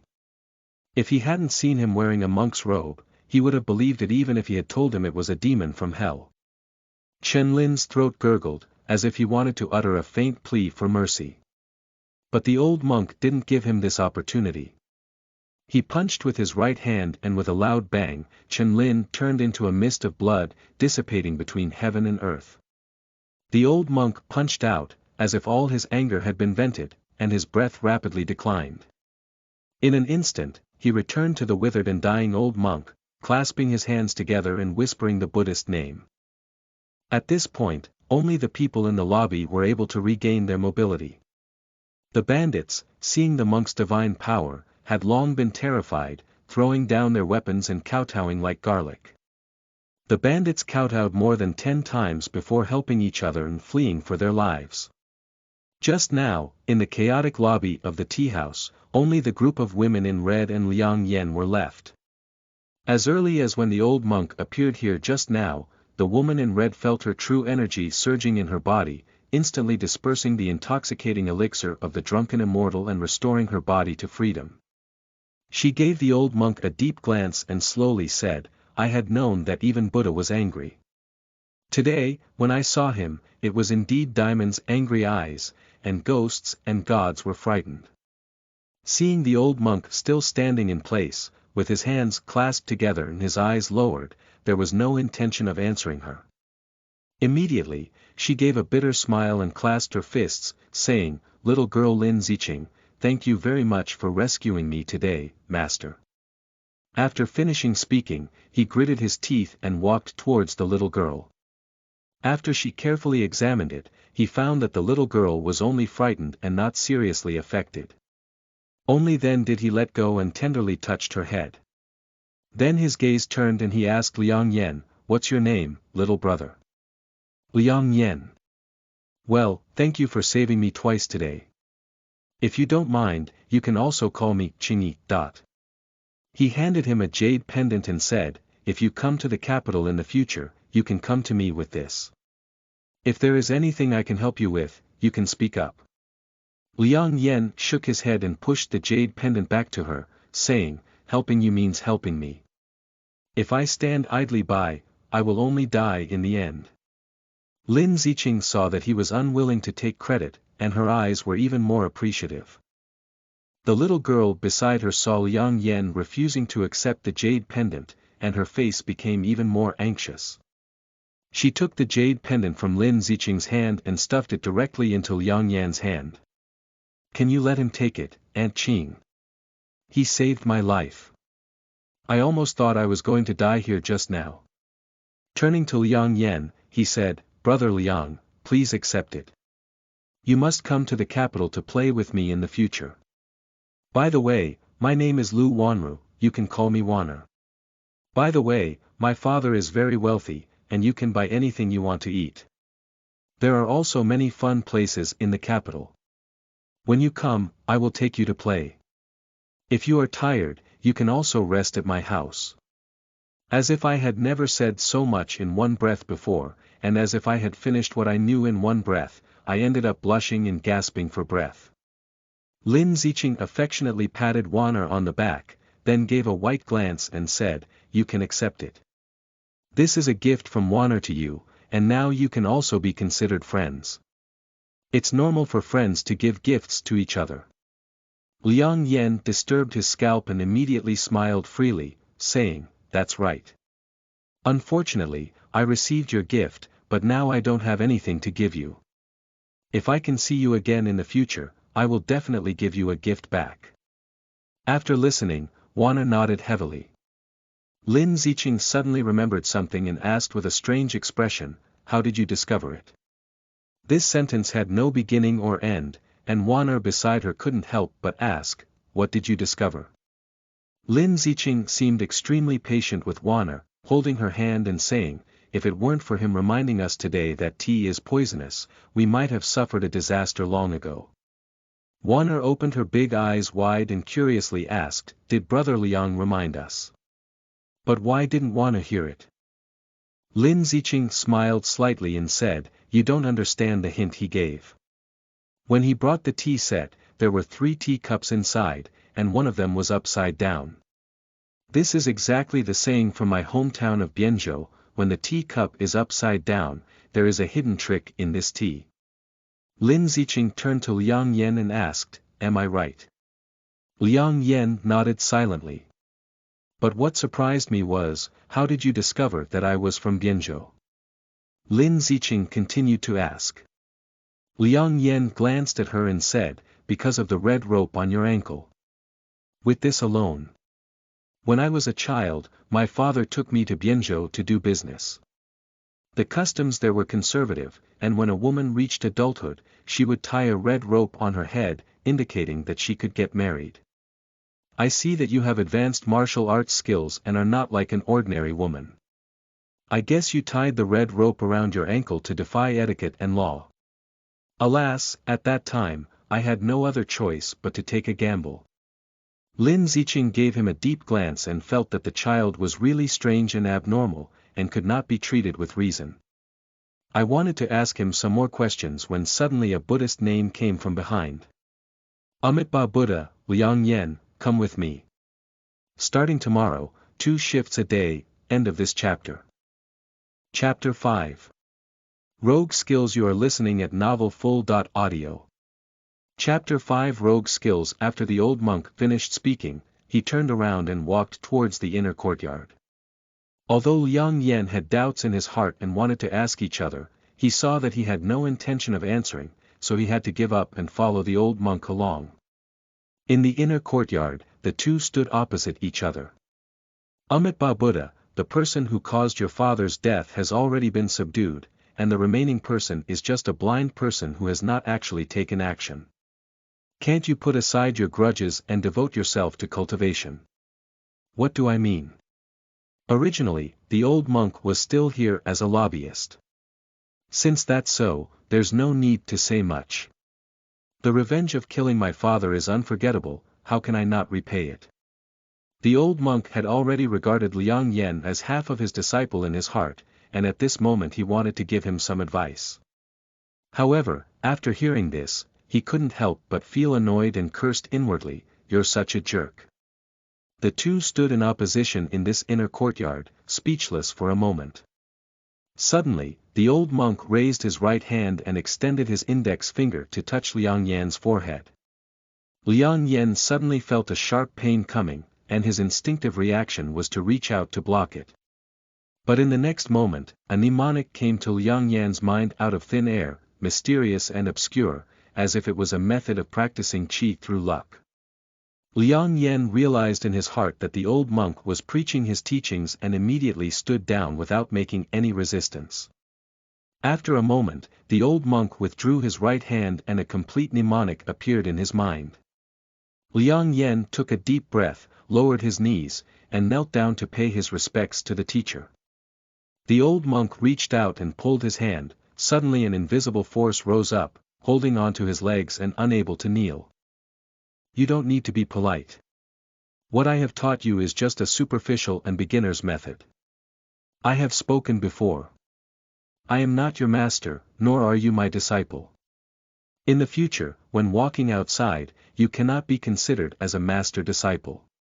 Do you understand?" Liang Yan was momentarily stunned and could only nod in amazement. "You go out and say hello to the people outside first, and we'll set off immediately." Where are we going? Find an old friend. Liang Yan's mind was filled with doubts at this moment, as to why the old monk taught immortality without being considered a master disciple. After thinking it over and over, I couldn't understand. I was out of my trance and had already returned to the lobby. Suddenly, a fragrant breeze brushed against her face, and a cute and gentle little girl with a braid tied in her head had already run all the way to her, and it was Wanner. She took Liang Yan's hand and said in a half-pleading voice, "Brother Liang, why don't you come with me to the capital for a stroll? The capital is so fun." "That's not possible. I have other things to do now." Wanner had a disappointed expression on her face, with a look of grievance on her small face. However, she still forced herself and said, "Promise, you must come to the capital to play with me in the future." Liang Yan let out an absent-minded Wanner's face finally cleared up from the rain, and she burst out laughing. At the same time, she reached out her little finger with her right hand and hooked it onto Liang Yan's little finger. "Let's make an agreement, hang on a hook and not change for 100 years. Liang Yan reacted and stared blankly at Wanner. My face turned red for no reason, and this time I gave a serious Wanner seemed to have heard the happiest thing in the world, with a pretty face that was bright red and adorable. At this moment, Lin Ziqing's call came from outside the courtyard, and Wanner reluctantly let go of her small hand and walked outside, occasionally looking back. "Be sure to come to the capital." Liang Yan nodded silently and looked out. The woman in red had already packed up with everyone, carried Wanner into the carriage, and was ready to go on the road. Seeing Liang Yan's gaze, she also nodded at him and quickly got on the horse, leading the crowd slowly away. Liang Yan remained silent for a moment, then turned back to the inner courtyard and said to the withered figure, "Old monk, let's go too. Winter has passed and spring has arrived, and in the blink of an eye, a year has passed."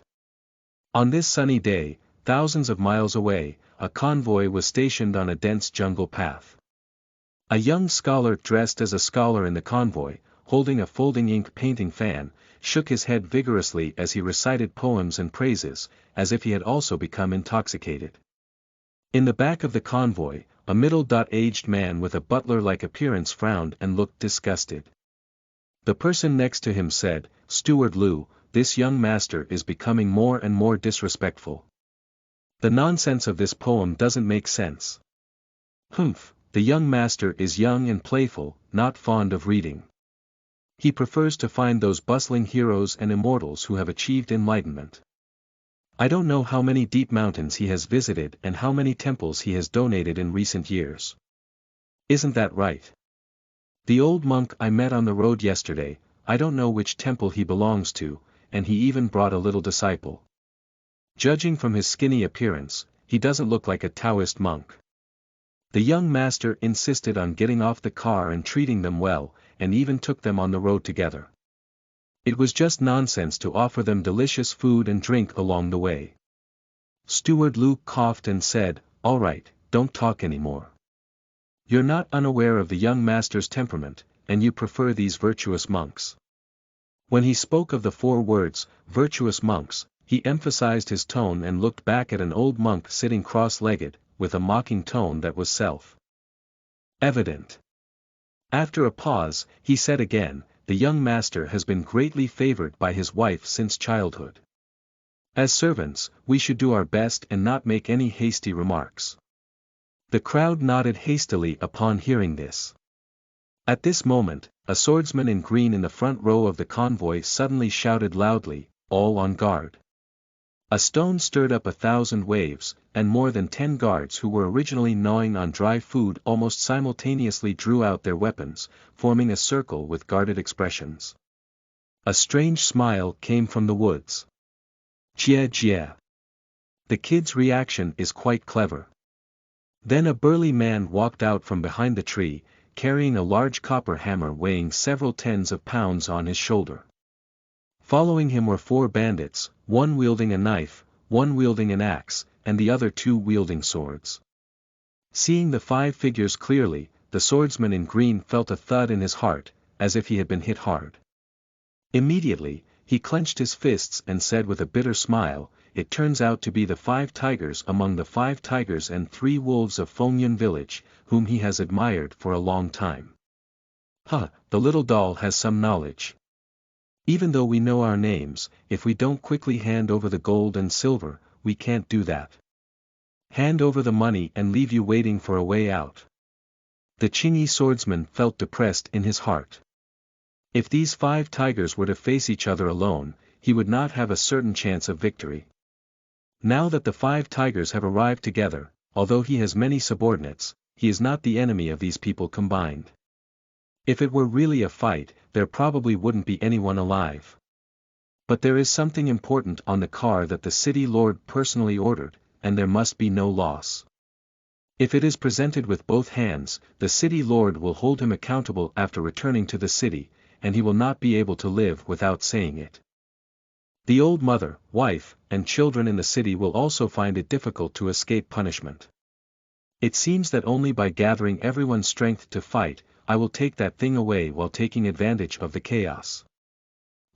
If the situation allows, I will also take away the commoner of the city lord. The swordsman in green thought in his heart, but the 5 tigers over there were impatiently waiting. Especially the reckless bandit with the knife was as impatient as fire. Seeing that he hadn't answered for a long time, he shouted loudly, "Big brother, this young man is motherly. He still has a lucky heart and wants me to go and chop off a few heads first." Without waiting for an answer, he rushed straight to a guard and swung his sword before chopping. The guard had never seen such a speed before. In a panic, he drew his sword to block it, ping-pong. The swords intersected, and the long sword broke in response to the sound. The remaining power of the large sword remained unchanged, wiping towards the neck of the guard. As the body and head were about to separate, the corpse was lying on the spot. Suddenly, the big knife struck and stopped 1 inch in front of the neck, unable to move any further. Everyone looked up and saw a teenager standing on the blade, dressed in black and with black hair, carrying a branch on his right shoulder. Half of the branch was adorned with roasted wild boars, which looked like they had just returned from hunting and barbecuing. The sword-wielding bandit was sweating profusely and tried to pull the long sword back with all his might. However, the long sword seemed to be nailed in mid-air, motionless, and he couldn't help but feel shocked. He shouted loudly, "Big brother, let's stick to the idea, brothers, shoulder to shoulder." Someone in the convoy leaned over to the Qinghu swordsman and whispered, "Leader, should we go up and help?"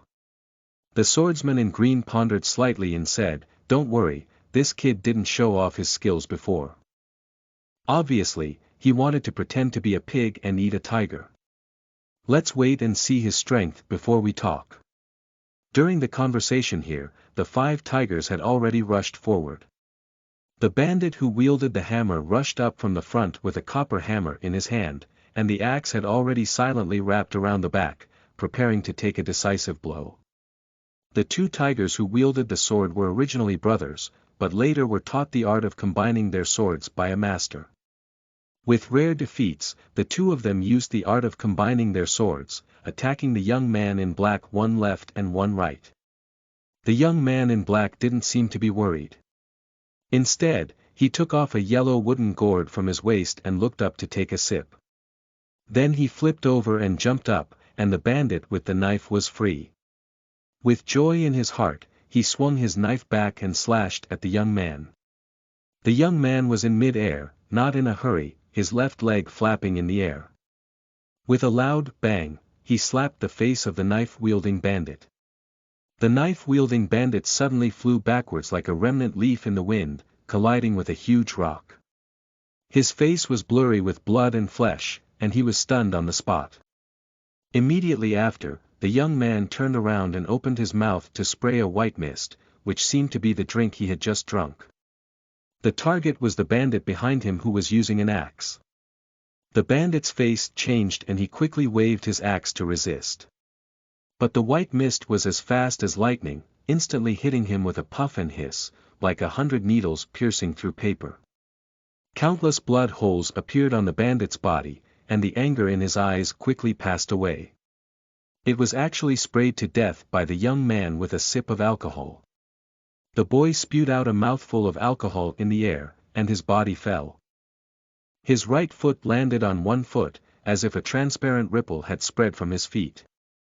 The two tigers, wielding swords on both sides, suddenly felt a powerful force coming from their feet, instantly shattering their hearts. The two of them still maintained a sharp thrust with their swords, took 2 steps forward, and walked up to the young man, then tilted their heads and fell to the ground and died. This young man in black only made 1 somersault in the air, kicking 1 person to death, spraying 1 person to death, and shaking 2 people to death. All of this may sound like a long story, but in reality it's just a few breaths. The 5 tigers had already passed away, leaving only the big tiger wielding the hammer who had just arrived in front of him. Seeing the scene before him, he was extremely frightened and immediately turned his head and ran away. But the young man in black didn't give him a chance, charging forward only ended his life with a single punch. The young man in black finished tidying up the 5 tigers, and the remaining members of the convoy looked at each other, not daring to make a sound. The young man's methods were so terrifying that if he harbored ill intentions towards them, none of them would be able to survive. The swordsman in green touched the beads of sweat on his head and stepped forward to please the young man. He clenched his fists and was about to speak. However, an elderly voice came from the back of the convoy and said, "These people are just seeking wealth and haven't caused any harm. You didn't leave any survivors as soon as you came up. After all, it's still too much." The young man in black glanced at him diagonally and said calmly, "These 5 people were born into a bandit stronghold, and there must be accomplices nearby. Let them go today, and attract more robbers in the future. Isn't it annoying?" This young man in black is naturally Liang Yen, and behind the carriage is the old monk who passed on his mnemonic that day. These 2 people looked like no one else, asking and answering questions here, but no one dared to interrupt. The old monk seemed to have known his personality early on and remained silent after he finished speaking. Liang Yen ignored him and climbed onto a carriage on his own, tearing off the wild boar and devouring it vigorously. The people outside the car looked at each other, and the leading swordsman in green coughed and said, "We cannot speculate on the actions of the experts. Since they are willing to stay in the car, we don't need to disturb them too much." Then, he ordered the person on the right, "Send orders, no one is allowed to approach the last 2 carriages." "Yes." The person received the order and immediately sent it back. After some rest, the convoy began to meander south again, but what they didn't know was that in the early morning of the 3rd day, passing by a verdant mountain peak, 2 figures quickly left the convoy. At the foot of Cuishan, an old man and a young man, 2 figures slowly walked towards each other, and it was Liang Yen and the old monk. As the sun first rose, the old monk walked leisurely towards a large stone by the roadside. After sitting cross-legged, he said to Liang Yen, "Let's start and do today's homework." Liang Yen pouted and walked to the roadside. He stood on one foot with his left foot, hooked his right foot to his neck, and hung his upper body backwards in mid-air. He supported his head with his left hand and arched his back with his right hand. This posture is indeed extremely strange, but Liang Yen seems to have been trained for a long time, only closing his eyes and not saying anything, keeping this posture unchanged. About an hour has passed since then. Liang Yen changed his posture again, and this time it was even more eerie. He lay down facing down, holding his head in the opposite direction with his left hand and his left knee with his right hand. If anyone passes by and sees them, they will definitely point fingers at these 2 people, but Liang Yen has already seen it through. In fact, he has trained like this for the past year. Since the old monk took him out of the tea house a year ago, he has been using the great divine technique to guide his qi into his body, helping him enter the first level of qi cultivation, which can be considered as a formal step towards immortality cultivation. Since then, the old monk has not taught him immortal methods and secret techniques as Liang Yen imagined. Just teach him 8 strange postures. These 8 postures can be said to violate human habits, as awkward as they are. But unfortunately, the old monk asked him to practice every day until he remembered the 8 postures proficiently and the details were perfect. Then he was asked to follow the unnamed mnemonic he had taught in his mind while posing in a strange posture. At first, Liang Yen also questioned it, but after he put on a strange posture and followed his mnemonic luck for a few days, he found that his bones and flesh seemed to have been reborn, running and walking with infinite strength. With joy, he gave up questioning. The postures taught by the old monk were just too eerie, and the old monk never talked to him in detail, only urging him to practice.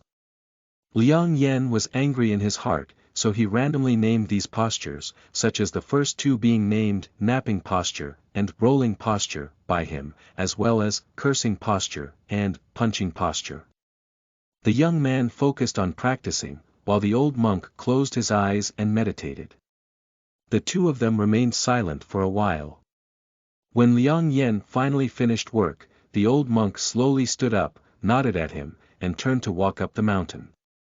Liang Yen had an intuition that the old monk seemed to have something on his mind when he came to Cuishan this time, but he never spoke much and Liang Yen didn't like to ask too many questions.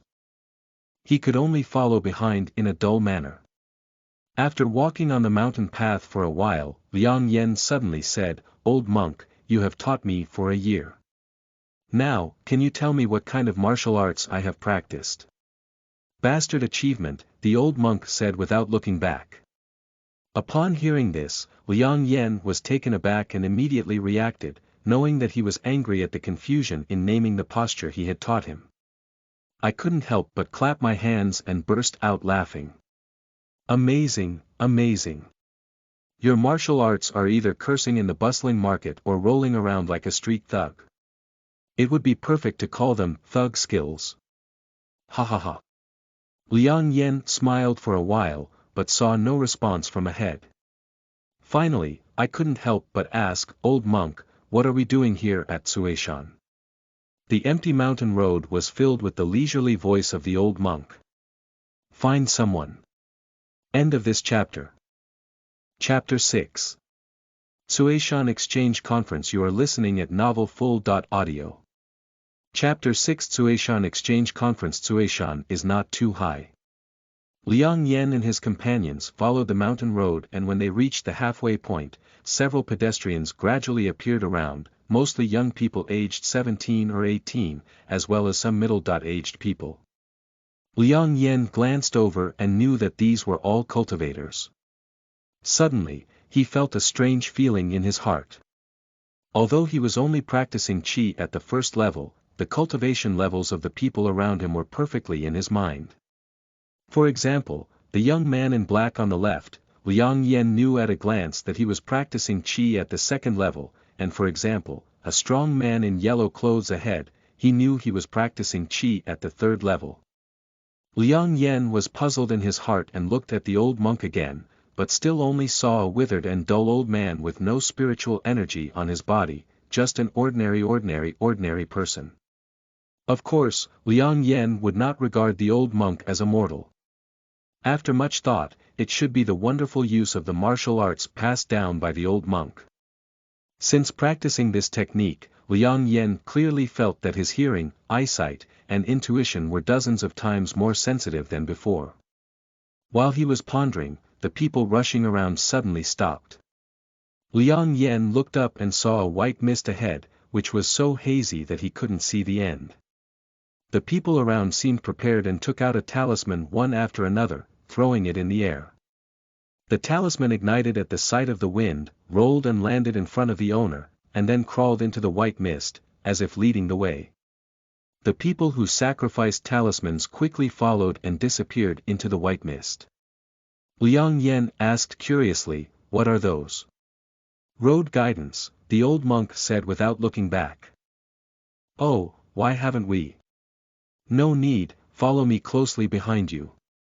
The old monk said and strode towards the white mist, followed closely by Liang Yen. As soon as he entered the white mist, he felt a cold and gloomy feeling. Fortunately, with the monk leading the way, he was not afraid of any danger. After wandering around in the fog for an unknown amount of time, their eyes suddenly lit up and they finally emerged from the white mist. Liang Yen looked up the mountain path and saw a quaint town located halfway up the mountain, with scattered houses and a color of red bricks and green tiles. The streets are bustling with people coming and going. As I walked into the town, I realized that these people were all monks. There were many people sitting on the ground on both sides of the street, and surprisingly, there were street stalls set up here. Some of them were cold and quiet in front of the stalls, while others were surrounded by water. Liang Yen, after all, has a young heart and loves to be lively. Seeing so many cultivators gathering for the first time, I couldn't help but approach a crowded street stall. I saw a man with a horse face sitting on the ground, looking down at a book with all his attention, as if the crowd in front of him had nothing to do with him. On the ground, there were various props, including several bound books, a pot of green powder, a blue knife, and an antique long sword. On that long sword, there is a faint spiritual light overflowing, and at a glance, one can tell that it is an extraordinary object. Most of the eyes of the people around also fell on this ancient and simple long sword, but obviously everyone knew that the price was not cheap, and no one was the first to inquire. Liang Yen thought to himself, I have been practicing with the old monk for many days, and we rely on a pair of flesh fists to fight each other in our daily lives. It's time to find a suitable weapon. He usually travels in the martial arts world with the old monk and has also engaged in some activities of robbing the rich to help the poor. He still has some silver on him, so he asked, how much silver does this long sword cost to be willing to take action? As soon as these words were spoken, it immediately drew the crowd around him to look at him like a monster. Even the horse-faced vendor who lowered his head to read looked up at him with a strange expression. After a moment, the crowd erupted into a burst of laughter. Some people laughed unsteadily, while others shouted, where did you come from? Did you come out with your own master to gain knowledge? A young woman in a green shirt couldn't help but laugh and said, little brother, you are a descendant of a nearby family. Perhaps you don't know that this Cuishan exchange is a gathering of cultivators. Ordinary silver cannot be used, and you need to obtain spiritual stones to trade. As soon as these words were spoken, Liang Yen immediately blushed. He had been clever since childhood and had never been so embarrassed since he was so old. Heart said, this old monk is too unconventional. He hasn't talked to me about the spirit stone after practicing for so long.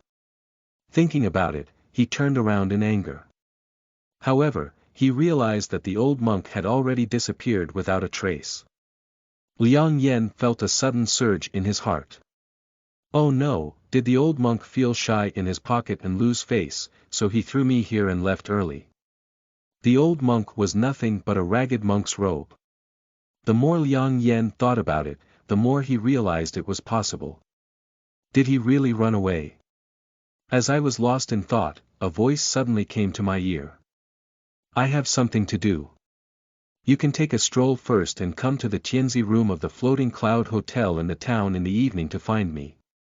Liang Yen knew that this was the old monk's secret transmission, and his heart settled down. So he wandered around the town and would take a look at various street vendors on the way. Anyway, he didn't have a spirit stone, so he just pretended to watch the excitement.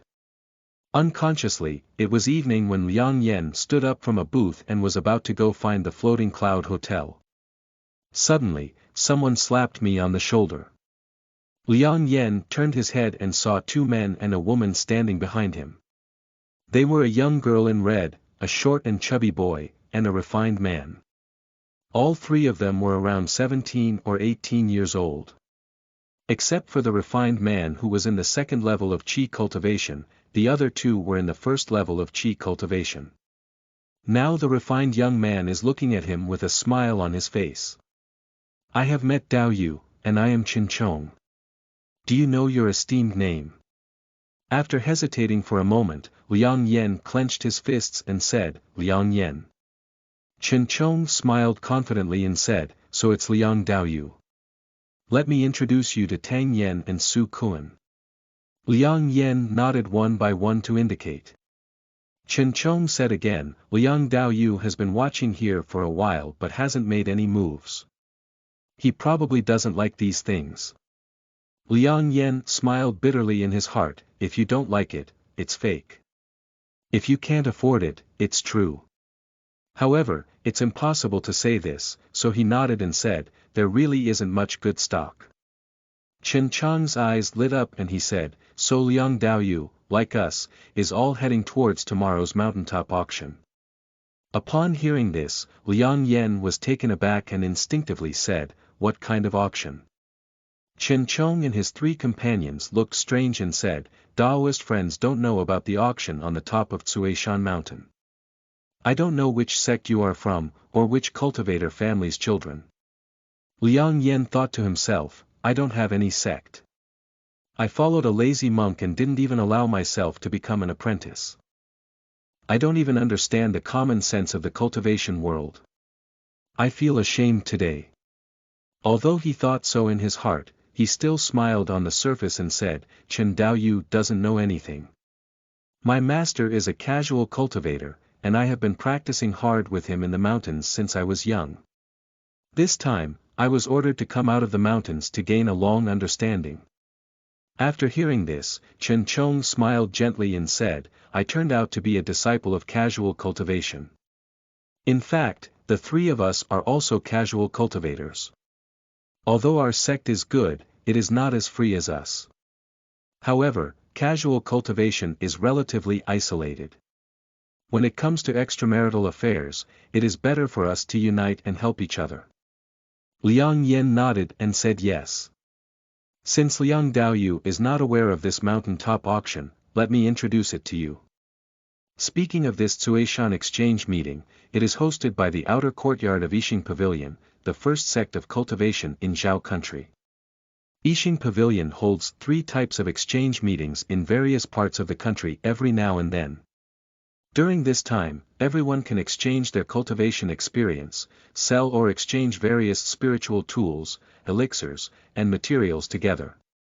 Our Cuishan exchange is a small-scale exchange, specifically designed for beginners Qi cultivation period cultivators to exchange information.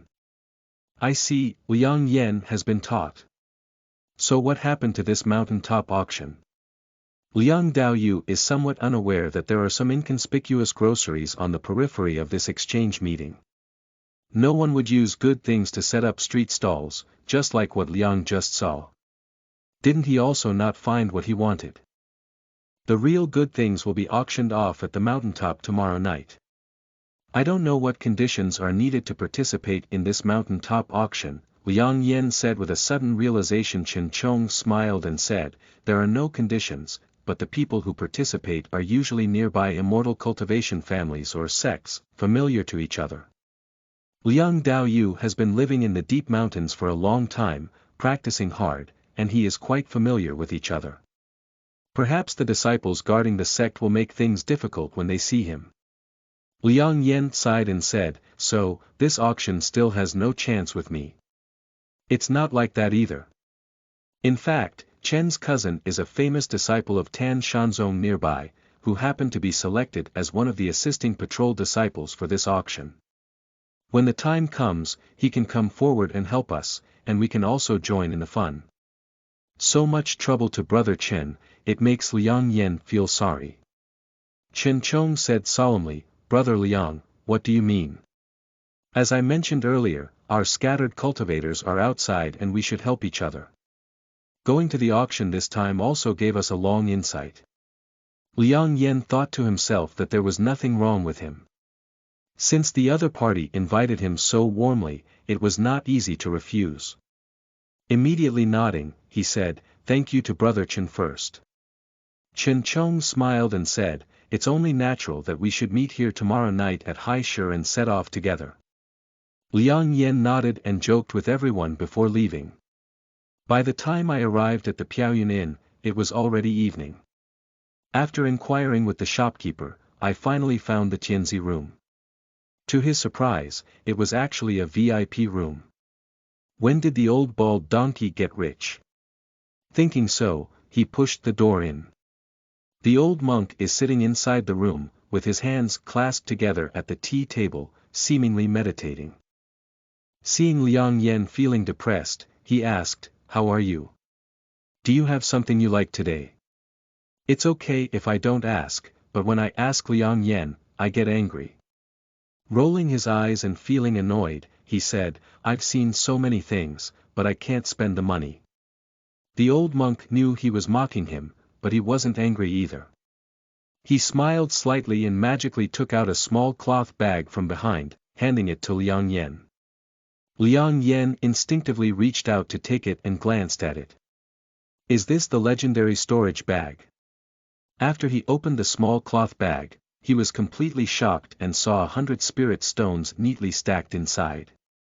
"The old monk went out for a day, didn't he collect the spirit stone for me?" Liang Yen was surprised by this strange idea. The old man was usually poor and didn't even have the money to buy mantu. He would have raised such a large amount of money for a while. Thinking that he might have gained something from this exchange meeting, and not knowing if he had suffered anything, my heart was filled with bitterness. I wanted to say thank you, but he has been proud since childhood and kept his mouth open for a while, but he couldn't say anything.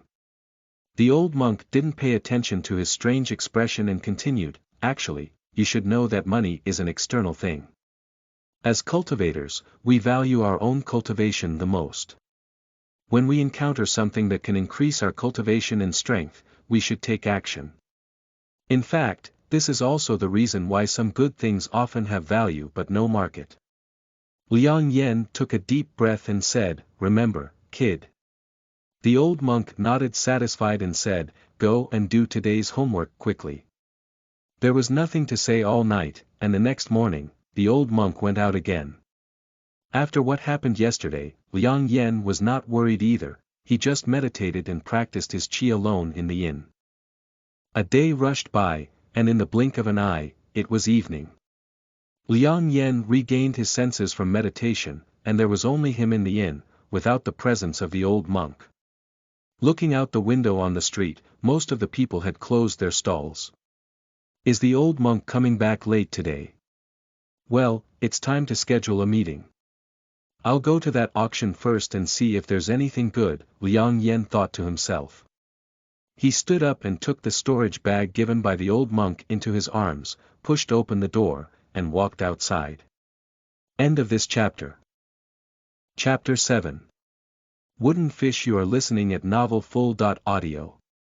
Chapter 7. Wooden Fish. When Liang Yen arrived at the agreed meeting place, Chen Chong and Su Kun were already waiting there, leaving only the woman in red, Tang Yen, who had not yet arrived.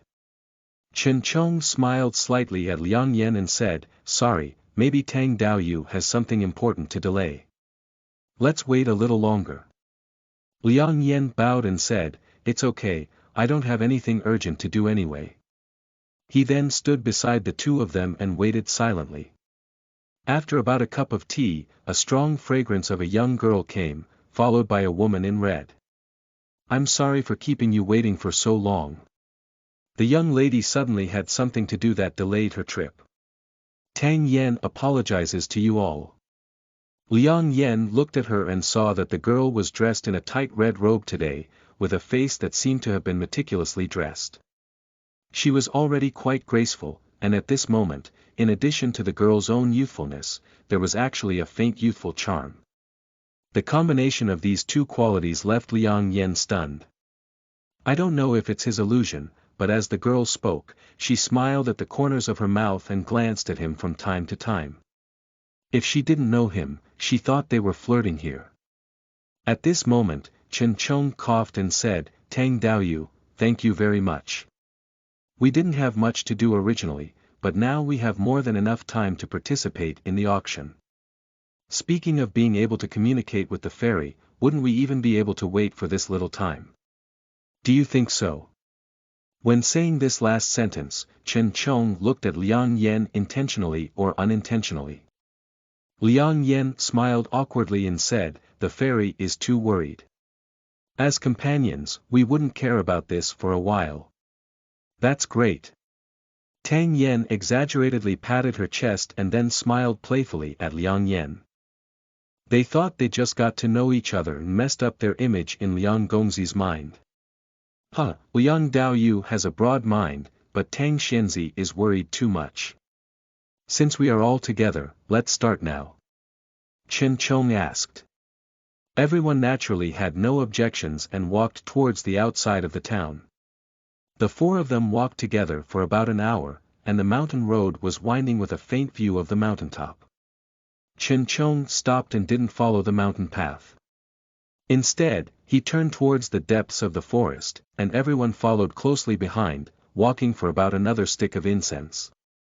From a distance, I could see a huge cave in the mountain, with faint glimpses of light inside.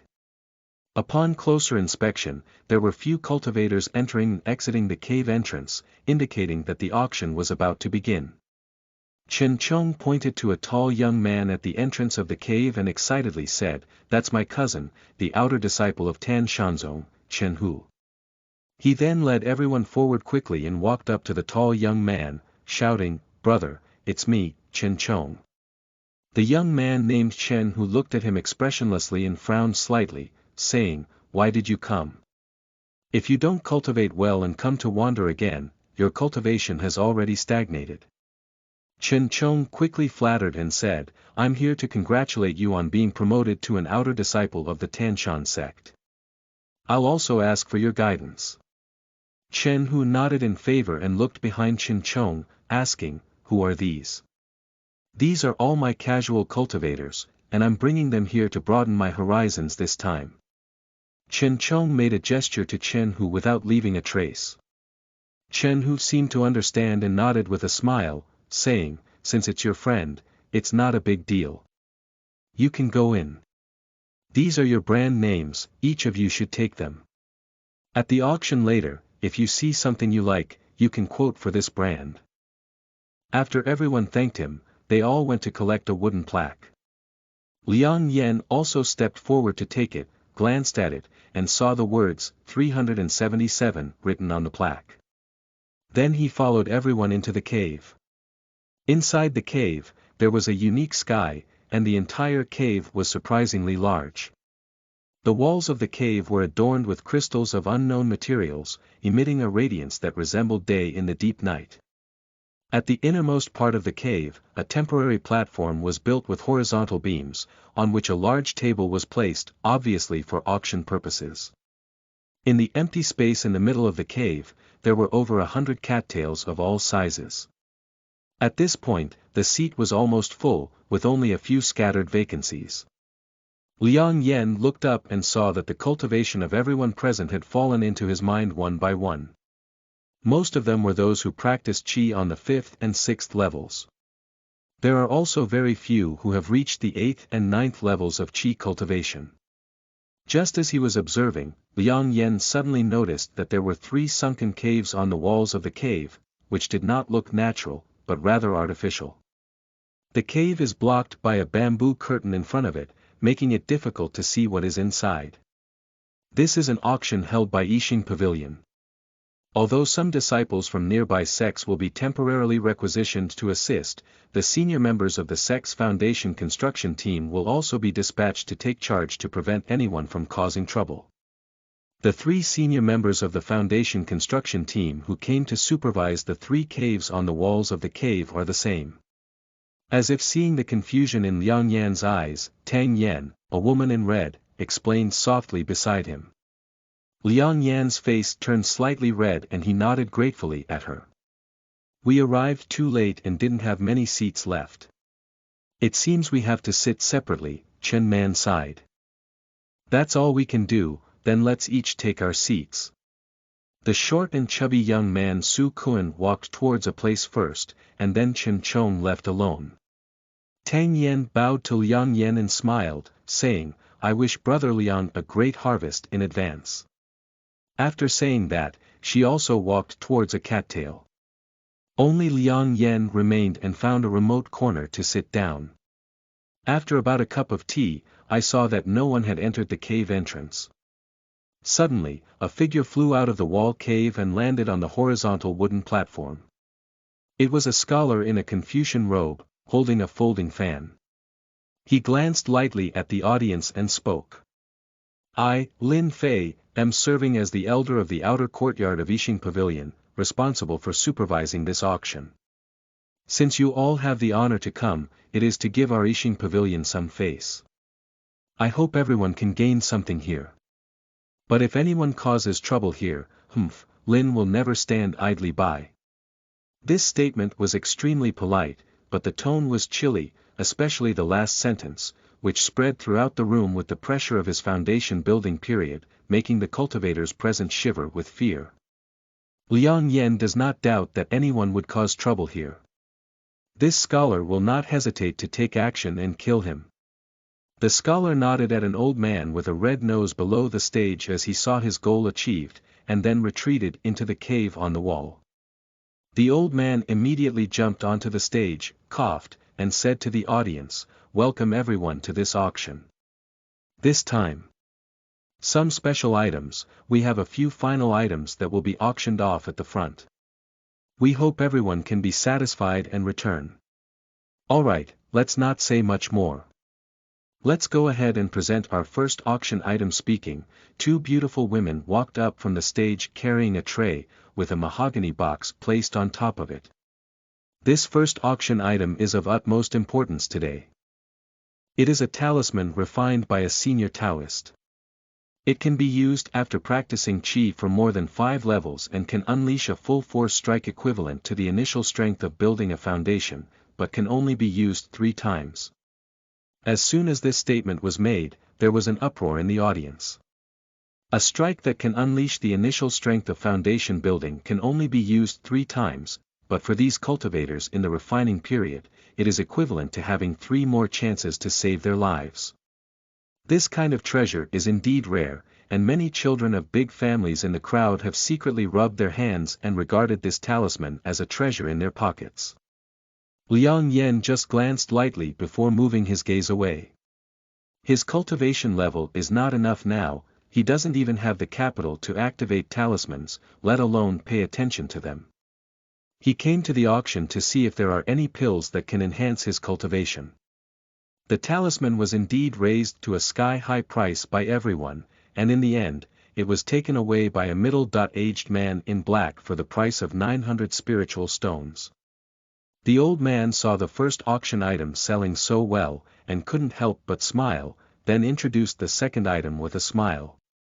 Unfortunately, these things are either talismans or spiritual weapons, and often have extremely high levels, exceeding Liang Yan's budget, so they did not bid for them. 5 items were sold at exorbitant prices in a row, and although the old man with a red nose appeared calm on his face, he was already happy in his heart. Once these auction items are sold, they will charge a commission of more than 20%. At this moment, it was the turn of the 6th auction item to come on stage. The old man lifted the red cloth used to cover it, and inside was a light yellow wooden fish with an ancient and rustic design, faintly radiating spiritual light. At a glance, it was clear that it was not an ordinary object. The old man with a red nose paused and said loudly, "This 6th item at auction is a precious treasure of Buddhism. It has a long history and it is difficult to determine who refined it. However, the level of this spiritual artifact is undoubtedly very high.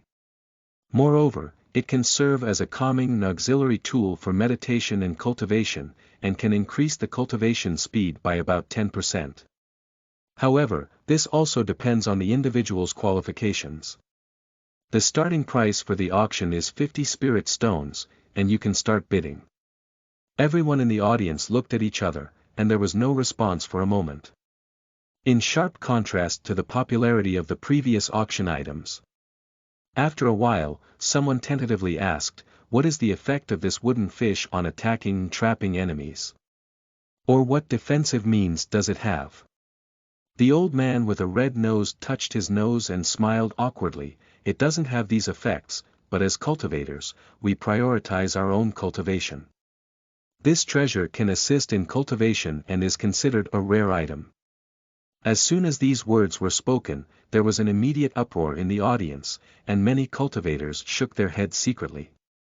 The first few auction items were all items that could be used during battles, and once purchased, they could enhance their own strength. On the other hand, this wooden fish, although it appears to have a very high level, has no use against enemies at all. It only has the effect of assisting in increasing cultivation speed by 10%, which is extremely disappointing. Everyone is not foolish. Even if your old man talks recklessly, no one will come forward to be this unjust leader at this moment. The old man with a red nose still didn't give up, scanning around with his eyes, only wanting to find a buyer who was tempted. This wooden fish was accidentally obtained by him during his previous exploration in a secret realm. He thought it was a treasure, but after studying it for a while, he found that it had no effect except for being able to concentrate and calm his mind. This was only through a relationship that I privately brought it to the auction to make up for some losses. At this point, everyone in the audience was already impatient. Seeing no one raising their cards, some even began to urge, and the scene suddenly became chaotic. The old man with a red nose let out a sigh in his heart and slowly said, "Since that's the case, let's switch to the next one first." Suddenly, a voice came from the hall, 50 spirit stones, I'll take them. End of this chapter. Chapter 8. Battle. You are listening at Novel Full.audio. Chapter 8 Battle. At this moment, Liang Yen felt a wave of restlessness in his heart. His original intention on this trip was to purchase some pills that could be taken in the first layer of qi cultivation. When the old man took out the wooden fish to show, Liang Yen didn't pay much attention, but suddenly a sudden jump inside the dantian made him tremble slightly. Liang Yen was shocked in his heart, and before he could react, a strange idea suddenly arose in his heart, which was to make him buy this wooden fish at all costs. This feeling is really strange, and Liang Yan's heart is still clear. He wants to resist this idea, but the more he resists, the stronger the desire to own the wooden fish. Just now, while the old man was waiting for the wooden fish to bid, everyone in the audience was lacking interest. However, Liang Yen was engaged in a battle between heaven and man in his heart. In the end, Liang Yen could not resist this desire and sold the wooden fish. The old man with a red nose was overjoyed at this moment, quickly counting 3 times, and then looked at Liang Yen with a red face. His eyes were kind, as if he were looking at his younger generation. This Daoist friend is indeed wise as a torch, and I congratulate him on successfully taking the treasure. He will be invited to the backstage to deliver it later. The people around looked at him as if they were looking at him unfairly, and some even pointed at him with a mocking expression. Liang Yen also regretted deeply in his heart, but his words had already been spoken. If he had changed his mind on such an occasion, Liang Yen had no doubt that the several foundation-building monks in the cave would not hesitate to take action against him. At present, he could only shake his head with a bitter smile and follow a woman in green into the backstage. There was a middle-aged man with a kind face looking at him. Liang Yen took out the storage bag with some pain and pointed out 50 spirit stones from it to give to the other person. The middle-aged man smiled and offered the wooden fish with both hands. Liang Yen suffered a great loss and showed no interest in the items to be auctioned off in the future. He picked up the wooden fish and turned his head before leaving. As he was about to leave, the middle-aged man shouted from behind, "The young man is young and has unique vision. His future prospects are limitless." After hearing this, Liang Yen rolled his eyes and muttered inwardly. He strode out of the cave and headed towards the small town halfway up the mountain, without looking back. The cave where the auction was held was not too far from the town. Liang Yen walked along the mountain road for about half an hour, gradually calming down in his heart. He began to secretly recall the strange thoughts he had just had, as if they were caused by a strange movement in dantian. At that time, my dantian twitched for a moment, and then that incredibly strong desire swept through me. Is it because there was something inside my body that I didn't know existed? At the thought of this, Liang Yen immediately broke out in a cold sweat. It was not scary to spend the 50 spirit stones unjustly. What was scary was that there was something inside his body that he didn't even know, and it could actually deceive the old monk. Liang Yen became more and more surprised as he thought, and made up his mind to ask the old monk for clarification when he went back. While pondering, a faint fragrance suddenly came from the air.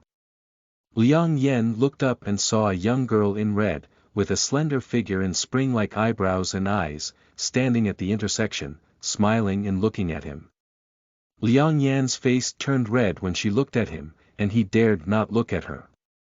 His eyes turned towards the roadside, and he looked around and said to him, "Why don't you see Chen Daoyu and Su Daoyu?" Tang Yen chuckled and said, "What are you doing with those 2 oil bottles? Those 2 people are very boring." Then she sighed and said, "Don't young Master Liang want to be alone with me for a while?" Liang Yen was flustered in his heart and quickly waved his hand, saying, "Tang Xianzi, that's not what I meant. What I meant was that even the 2 of us are good together." "No, that's not what I meant. Don't misunderstand, fairy." Tang Yen couldn't help but laugh when she saw his awkward expression. She then gave him a white look and said softly, "It's all because of you, this stinky little brother. You were so beautiful. The first time I saw you, my heart was captured by you. In my heart, no one else can compare to a finger of yours. As long as you think, I am willing to do anything for you." Tang Yan's face turned red and his voice became lower as he spoke, "It is already low and inaudible. Although Liang Yen is only a child in his teens, he has a tall stature and a relatively precocious mind." At this moment, I was unexpectedly confessed by Tang Yen with deep affection. Seeing that she was infinitely shy, she also had a youthful charm. My heart cannot help but be stirred, and my emotions are hard to control. I couldn't help but blurt out, "The same goes for me. As long as the fairy asks me to do something, I will do it, and I will not hesitate to do it." Upon hearing this, Tang Yan's eyes lit up, seeming to contain infinite joy. Liang Yan's gaze met hers, and she felt her entire soul sink in. Tang Yan whispered softly, "Since that's the case, let's invite young Master Liang to come and hug him." Liang Yan nodded and walked forward in a daze, like a wooden figure carrying a thread, reaching out to embrace Tang Yanni. At this moment, the unnamed Dharma technique taught by the old monk in Liang Yan's mind suddenly began to operate on its own. A warm current started from the dantian and flowed along the meridians to the limbs and bones, finally converging into the Baihui acupoint on his head. Liang Yan's mind instantly regained clarity, and within a range of more than 10 zhang, fallen leaves could be seen and insects could be heard. At this moment, looking up, Tang Yan's eyes were no longer gentle like water, but rather like a hunter looking at the approaching prey, showing an excited and eager expression. Liang Yan was alert and immediately jumped back, with a movement of his ear. He quickly turned around in mid-air, able to avoid a brush shooting towards his dantian. The brush hit him 3 inches in front of him, and with a loud bang, it exploded into a burst of dust. Immediately after, there was a sound of wind coming from behind, and something broke through the air. Liang Yan had no time to turn back, so he could only shake his fist and wave it backwards. The shot was unexpectedly weak, and he smashed it with 1 punch, but then a foul odor hit and he sucked in a lot, causing a sudden dizziness. Tang Yen was slightly surprised when she saw this scene. She was originally an outer disciple of a small sect nearby, but due to her poor aptitude, she was expelled from the sect and accidentally obtained a double cultivation technique in a cave. After practicing diligently, she achieved some success in her seductive skills. Since then, she has been specifically seducing some young disciples from small sects who have gone out to experience. Over the years, many people have become ghosts under her skirt. Those disciples of the sect who practiced qi on the 2nd level were all mesmerized by me. Surprisingly, this person was able to recover consciousness. There must be a secret in his body, and we need to carefully investigate it later. Tang Yen thought to herself. At this moment, 2 people walked out of the forest. It was Chen Chong and Su Kuan. The 2 of them and Tang Yen formed horns and surrounded Liang Yen tightly in the middle. Liang Yan's heart was clear and he asked coldly, "What is this, Daoist friend?"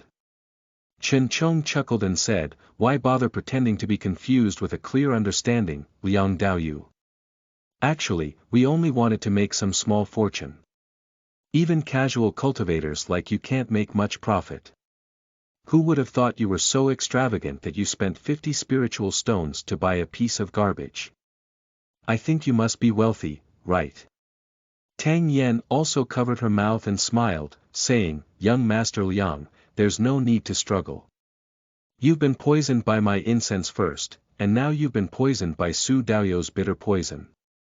You probably won't be able to use 30% of your spiritual power. Moreover, the more you fight, the more toxic it will be. Your internal organs will rot from inside, which is really unsightly.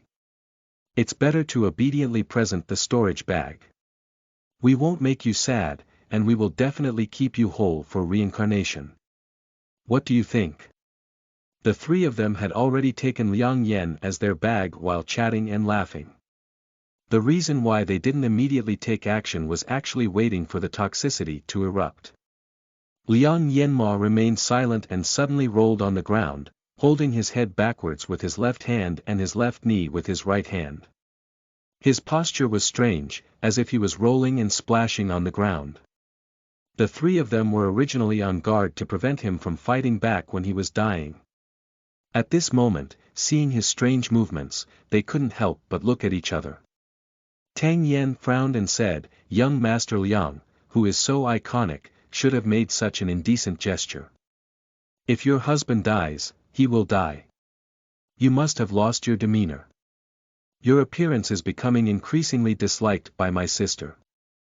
No, look." Chen Chong suddenly extended his hand, and Tang Yan and Su Kun followed his gaze. Every time Liang Yan rolled, some pink and black spots appeared on the ground. At the beginning of the rolling, black and red were densely distributed, and after rolling a few times, they gradually became sparse. By this time, almost no spots could be seen. A strange thought surged into the minds of the three of them: is this person detoxifying? Before they could react, Liang Yan had already jumped up from the ground, his eyes scanning towards them like lightning. Judging from his posture and expression, there are no signs of poisoning at all. Not good. This person is strange. Don't keep your hands, let's go shoulder to shoulder. Su Kun shouted, putting on a pair of iron fists and rushing out first.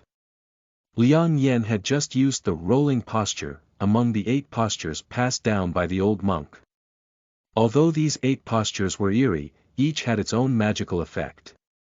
After practicing for a year, Liang Yan had a slight understanding. When he used them, he discharged all the poison from his body into the ground. As Su Kun rushed towards him, he quickly focused and parried. Su Kun is a disciple of individual cultivation who specializes in refining his physical body. If he were to engage in close combat, even if he were to practice qi, he might not be able to defeat him. The two of them were fighting in the same place, their fists howling, coming and going, with an almost equal appearance. Chen Chong was surprised to see that he could stand up with Su Kun at close range. Immediately, he pinched the formula with his right hand and offered his brush, hovering beside Liang Yan, specifically targeting the flaws he revealed during his confrontation with the enemy. And Tang Yan also took out a bamboo flute and played it, with a mournful and tearful sound. Liang Yan only felt restless and his mind stagnated. In the midst of his moves, there were numerous flaws, and in just a short while, he was already in danger. On the other hand, the other two seemed to have closed their ears and were not affected at all. It was obvious that they had been prepared and had taken pills to stabilize their minds. Seeing the situation was critical, Liang Yan suddenly reached out to touch the storage bag, then raised his hand and raised it. 5 stone-like objects roared towards Chen Chong in the darkness. Although Chen Chong is a cultivator, he only has a second level of cultivation in qi cultivation, and his physical body is only slightly stronger than ordinary people. At this moment, when he saw the rapid speed of the hidden weapon, he dared not forcefully take it and turned his head to roll to the ground, only to be able to dodge it. Looking back, it turned out to be 5 spirit stones embedded in the ground. Liang Yan forced Qin Chong away with one hand, turned around, and punched Su Kun with all his might. Su Kun was overjoyed to see that he dared to fight his own flesh, and immediately punched him. The 2 fists intersected, making a muffled sound. I saw Su Kun flying backwards with an incredulous expression on his face, crashing into a huge rock, and his whole body making a crackling sound, which should be the sound of bones breaking. Liang Yan punched Su Kun back, but before he could catch his breath, a whistling sound could already be heard from behind. He had no choice but to dodge to the right, but in the end, he slowed down and was pierced by a brush in his left arm, leaving a blood hole. At this moment, Qin Chong's face was serious, his hands quickly pinching the formula, and his brush repeatedly attacked Liang Yan's vital points. Seeing Liang Yan's physical strength, he had already made up his mind not to engage in close combat with him, but to use his spiritual weapon urgently and spare no effort to attack him from a distance. After witnessing the power of Liang Yan, Tang Yan did not dare to be careless at all. The sound of the flute became louder, like tears and complaints, disturbing the mind and making it difficult to defend against. Liang Yan injured his left arm and had difficulty moving. Being disturbed by the sound of the flute, the more he fought, the more annoyed he became.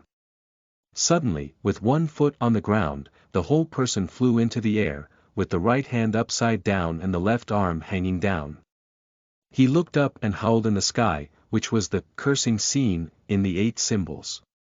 The whistling sound fell into the ears of Qin Chong and Tang Yan, no different from the thunder that filled their ears, causing their internal organs to shift. The flute in Tang Yan's hand snapped off with a crackle and could no longer be played.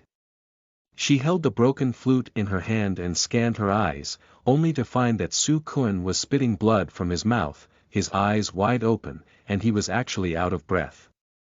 He was seriously injured by a punch from someone surnamed Liang just now, probably affecting his organs. If he heard this long scream again, he might have been shocked to death. With this thought in mind, Tang Yan lost his fighting spirit and only thought about how to escape. After Liang Yan howled for a long time, his chest was filled with frustration. He turned his head and gave Tang Yan a cold look. With a glare, he immediately approached her. "Wait a minute, Dao Yu. You have something to say."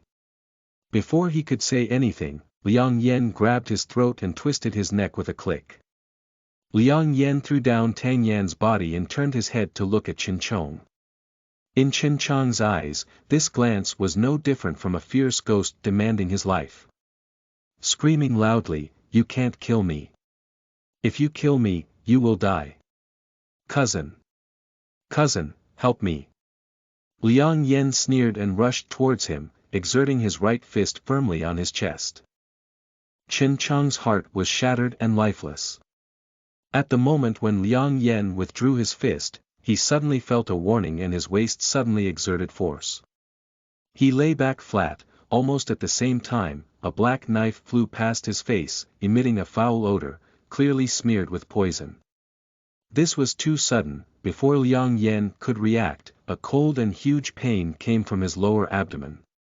He looked down and saw that a blue ice cone had already penetrated through his body. End of this chapter. Chapter 9. Respectively, you are listening at Novel Full.audio.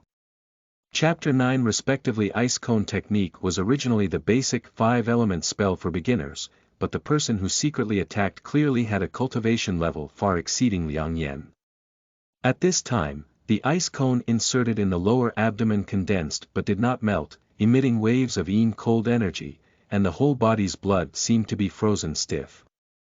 Liang Yan gritted his teeth and looked around, only to see the trees under the dark night, without a single figure, clearly a cultivator skilled in hiding assassination techniques. Realizing this, Liang Yan stood up, his upper body hanging high and leaning back, his left hand supporting his head, and his right hand bowing his back, using a dozing posture. The nameless Dharma moves throughout the body, within a radius of 10 miles, from trees and boulders to flowers, plants, insects, and leaves, all of which fall into the mind without a trace of error. Liang Yen saw clearly that behind a big tree, a tall young man was hiding there, his eyes full of vigilance, staring at him. This person is Chen Chongqi's brother, Qinghu. Originally, Chen Chong had a strong appetite and had long planned to collaborate with Tang Yan and Su Kun to plan with Liang Yen. Finally, he would have a yellow sparrow with his cousin Qinghu to eliminate Tang Yan and Su Kun. However, Qinghu is naturally cautious. He has the cultivation of cultivating 3 layers of qi, but he is not in a hurry to take action. Instead, he secretly observes. Later on, seeing that Liang Yan's supernatural powers were peculiar, he secretly realized that even if he made a move, he had no confidence in winning, so he made up his mind to pay attention to launching a surprise attack. Qinghu was already indifferent to his cousin's death. Instead, when Liang Yan had just killed a strong enemy and his mind was most relaxed, a thunderbolt struck and seriously injured Liang Yan. This kid has a strong physical physique, which should be his personal cultivation. I shouldn't confront him head-on. He has been hit by the ice cone technique that I have strengthened. Now he should be cold and poisonous. I just need to hide in the dark and not give him the opportunity to meditate and regulate his breath. I will give him a fatal blow when he is exhausted. Then these people's storage bags will all be mine.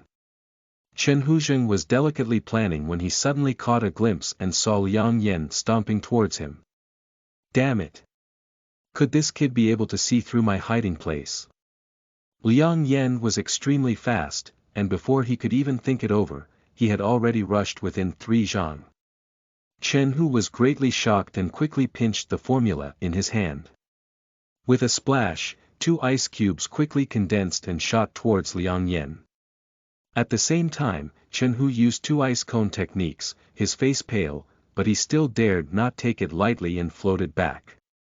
Liang Yan didn't dodge or dodge, rushing straight towards 2 ice cones, only slightly avoiding the crucial point, poop. Liang Yan gritted his teeth and endured 2 ice cones on his body. He arched his back with a horse stance, his left hand resting on his right arm, and his right hand thrusting forward with all his might, creating a perfect punch. Is this kid crazy? Qinghu thought to himself, quickly pinching the formula and shooting another ice cone, while also condensing an ice crystal in front of him.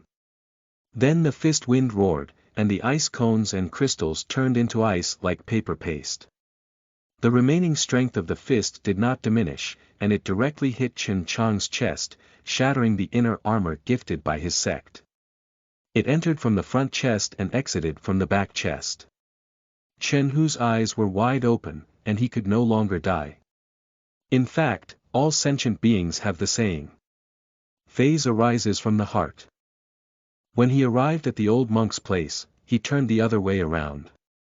Liang Yan was originally a cautious person and easily did not fight hard with others. At the moment when he could use his fist-to-fist technique to confront the enemy, his body and mind were unexpectedly influenced by this technique, and he inexplicably developed an aura of arrogance towards the world, sacrificing himself for others. I only felt that no matter how big the world was, it couldn't withstand this right fist. By the time I realized it, Qinghu had already died. Liang Yan took a deep breath and sat cross-legged, secretly practicing an unnamed mnemonic to expel the cold poison from his body. At this moment it was late at night, and the sky was pitch black like ink, with not even a few stars visible. For Liang Yan, the night was too long. Since learning from the old monk, he had never fought against cultivators. He didn't expect to be surrounded by 3 people for the first time, and then be attacked by others. It can be said that he was scared step by step. Even though Liang Yan was young and mature, he couldn't help but feel a sense of fear at this moment. Although this place is deep in the mountains and forests, there are many people coming to participate in the auction tonight. Just after a big battle, I was afraid of attracting other people with intentions, so I left early. Thinking of this, Liang Yen quickly suppressed his injuries and got up to collect everyone's storage bags before rushing towards the town. In the small town halfway up the mountain, inside the Pavilion Inn, there was a hurried sound of footsteps in the elegant corridor. They stopped in front of a guest room, and then the door was pushed open. In came a teenager with bloodstains on his face and a tired expression. This person is exactly Liang Yen. He has just escaped from the fierce battle and has been worried all the way. At this moment, as I pushed open the door, I saw a withered old monk sitting cross-legged next to the dim oil lamp, looking at him with a concerned expression. Until then, Liang Yan's tense mind finally relaxed, and a sense of survival couldn't help but surge. "Good child, come over here." Well, Liang Yan walked up to him according to his words. The old monk raised his hand and drew a circle in the air. Then, with one hand pinching the formula, a golden lotus appeared out of thin air. The lotus leaves were light and relaxed, exuding a strong vitality. After that, it rolled around and floated into Liang Yan's body with the old monk's gesture. The lotus entered the body, and Liang Yan felt a burst of pain tearing flesh and blood all over his body. At the same time, the injuries all over his body healed at a speed visible to the naked eye.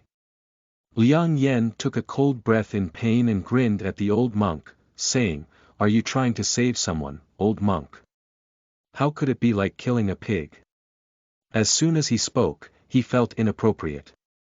He was really confused today. Why did he curse at him together? The old monk saw him so foolish for the first time and guessed that he must have experienced a fierce battle tonight. How many people were killed? Liang Yan was taken aback and replied, 4 people. Should we kill it? It's time to kill. Liang Yan replied without hesitation. Unexpectedly, the old monk did not preach today, but instead nodded silently. Liang Yan couldn't grasp his intentions for a moment and didn't speak up. The oil lamp flickered, and in the dim yellow room, the elderly and the young suddenly fell silent. After a while, the old monk finally broke his silence and looked at Liang Yan, slowly saying, "Our fate has ended, it's time to part ways." As soon as these words were spoken, Liang Yan was struck by lightning and stood still on the spot.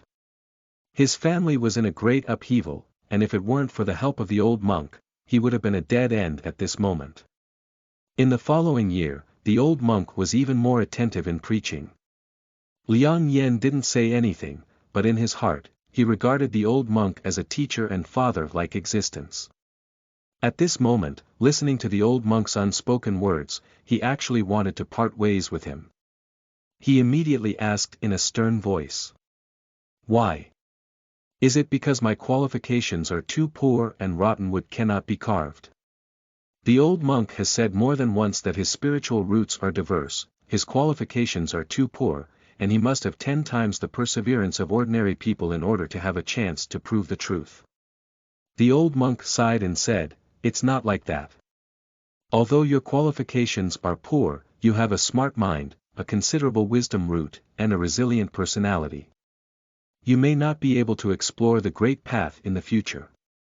So why on earth? The opponent I have been pursuing has recently received news. I fought against this person several times back then, and they were evenly matched. Now I have no certainty of winning a battle, and I don't know if I will live or die. I really can't take you with me anymore." He looked at him with regret. What kind of opponent, so powerful? You take me with you, maybe. Before he could finish speaking, the old monk waved his hand seriously and said, "No way." Liang Yan felt a chill in his heart. He knew that although the old monk was easygoing, his decisions had never changed. Thinking of today's farewell, life and death are unknown in the future. I couldn't help but blurt out, "Master." Kneeling down on the ground, bang bang bang. I knocked my head 3 times. Although the old monk never allowed him to call him his master, he didn't correct him anymore. Instead, he touched his head and said gently, "Good child, get up." As Liang Yan stood up, the old monk suddenly pinched the formula with his right hand and tapped it on his lower abdomen elixir field. Liang Yan only felt a sharp pain in his dantian area, and his spiritual power became uncontrollable and chaotic. Then he saw a bead the size of a ring fly out of his dantian area, half black and half white inside. The two colors of energy slowly flowed around it, producing a nebular-like mist. Liang Yanmu was stunned and then heard the old monk say, "This is the thing that caused the deaths of 336 ordinary people in Huayuan town, and it is also the thing that the blind man Yen sought. This thing is called the Tianji Pearl, and its origin is quite mysterious. I am not very sure about its specific function. However, one thing is certain, that it can deceive the Tianji. If this pearl is in your body, if it is not for your existence with a realm far higher than yours, you will not be able to perceive your true cultivation.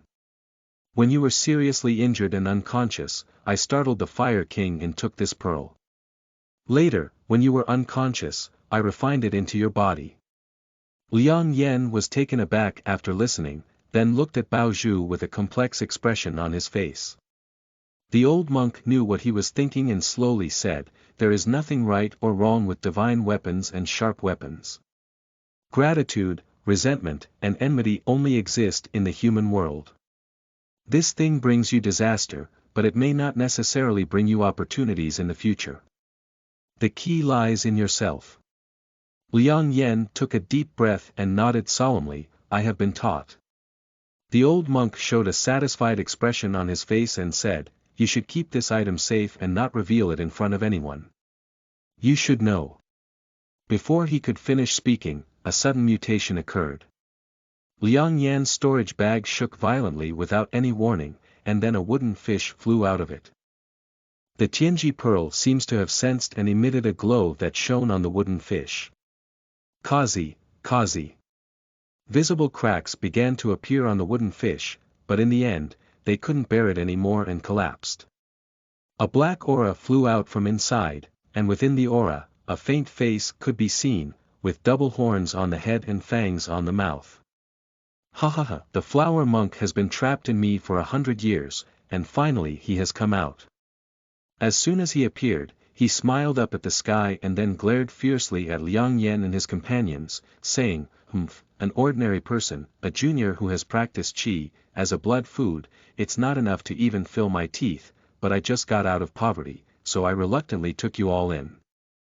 As he spoke, he opened his mouth and exhaled, a rolling demonic aura swept towards Liang Yan and the two of them. The old monk frowned and was about to take action. Unexpectedly, on that day, Jiju's reaction was even faster than that of the old monk. Almost at the same time as the appearance of the demonic energy, it emitted a black and white light.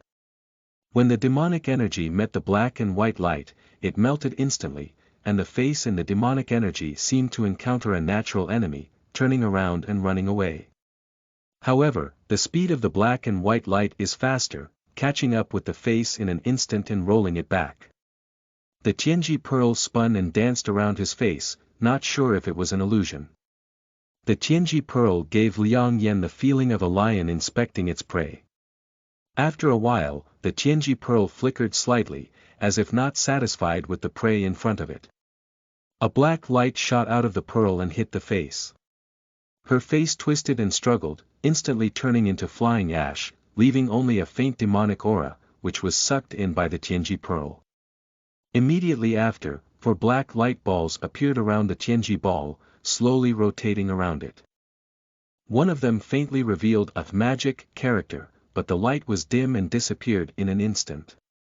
The old monk saw this and raised his hand to play a magic spell. The heavenly machine ball rolled and flew back into Liang Yan's elixir field, disappearing. As soon as the Tianji Pearl entered his body, Liang Yan felt a warm current emerging from the dantian and spreading along the meridians towards his limbs and bones, feeling extremely warm and comfortable throughout his body. Suddenly, the old monk shouted in front of his head, "Kid, your chance has arrived. Quickly concentrate and calm your mind, use your techniques, and prepare to attack the second level of qi cultivation." Upon hearing this, Liang Yen immediately guarded his mind and silently practiced the nameless Dharma technique. The warm currents in the elixir field gushed out one after another, helping him cleanse impurities from his meridians. His body's momentum also continued to rise after an unknown amount of time. Liang Yen slowly opened his eyes and exhaled a mouthful of turbid air. At this moment, the sun was rising outside the window, birds and beasts were singing, and a lazy morning light shone on him. The old monk sat cross-legged across from him, looking at him with a smile in his eyes. The second peak of Qi cultivation is not bad. End of this chapter. Chapter 10. Yixing Pavilion. You are listening at novelfull.audio. Chapter 10. Yixing Pavilion. Liang Yen stood up and bowed to the old monk. Thank you, Master, for protecting the Dharma. The old monk nodded slightly and continued solemnly, from now on, we can no longer be matched as masters and disciples. I have introduced you to the Yixing Pavilion. Although Yixing Pavilion is a major Confucian school, its library also contains Buddhist techniques, which are enough for you to cultivate to build a foundation.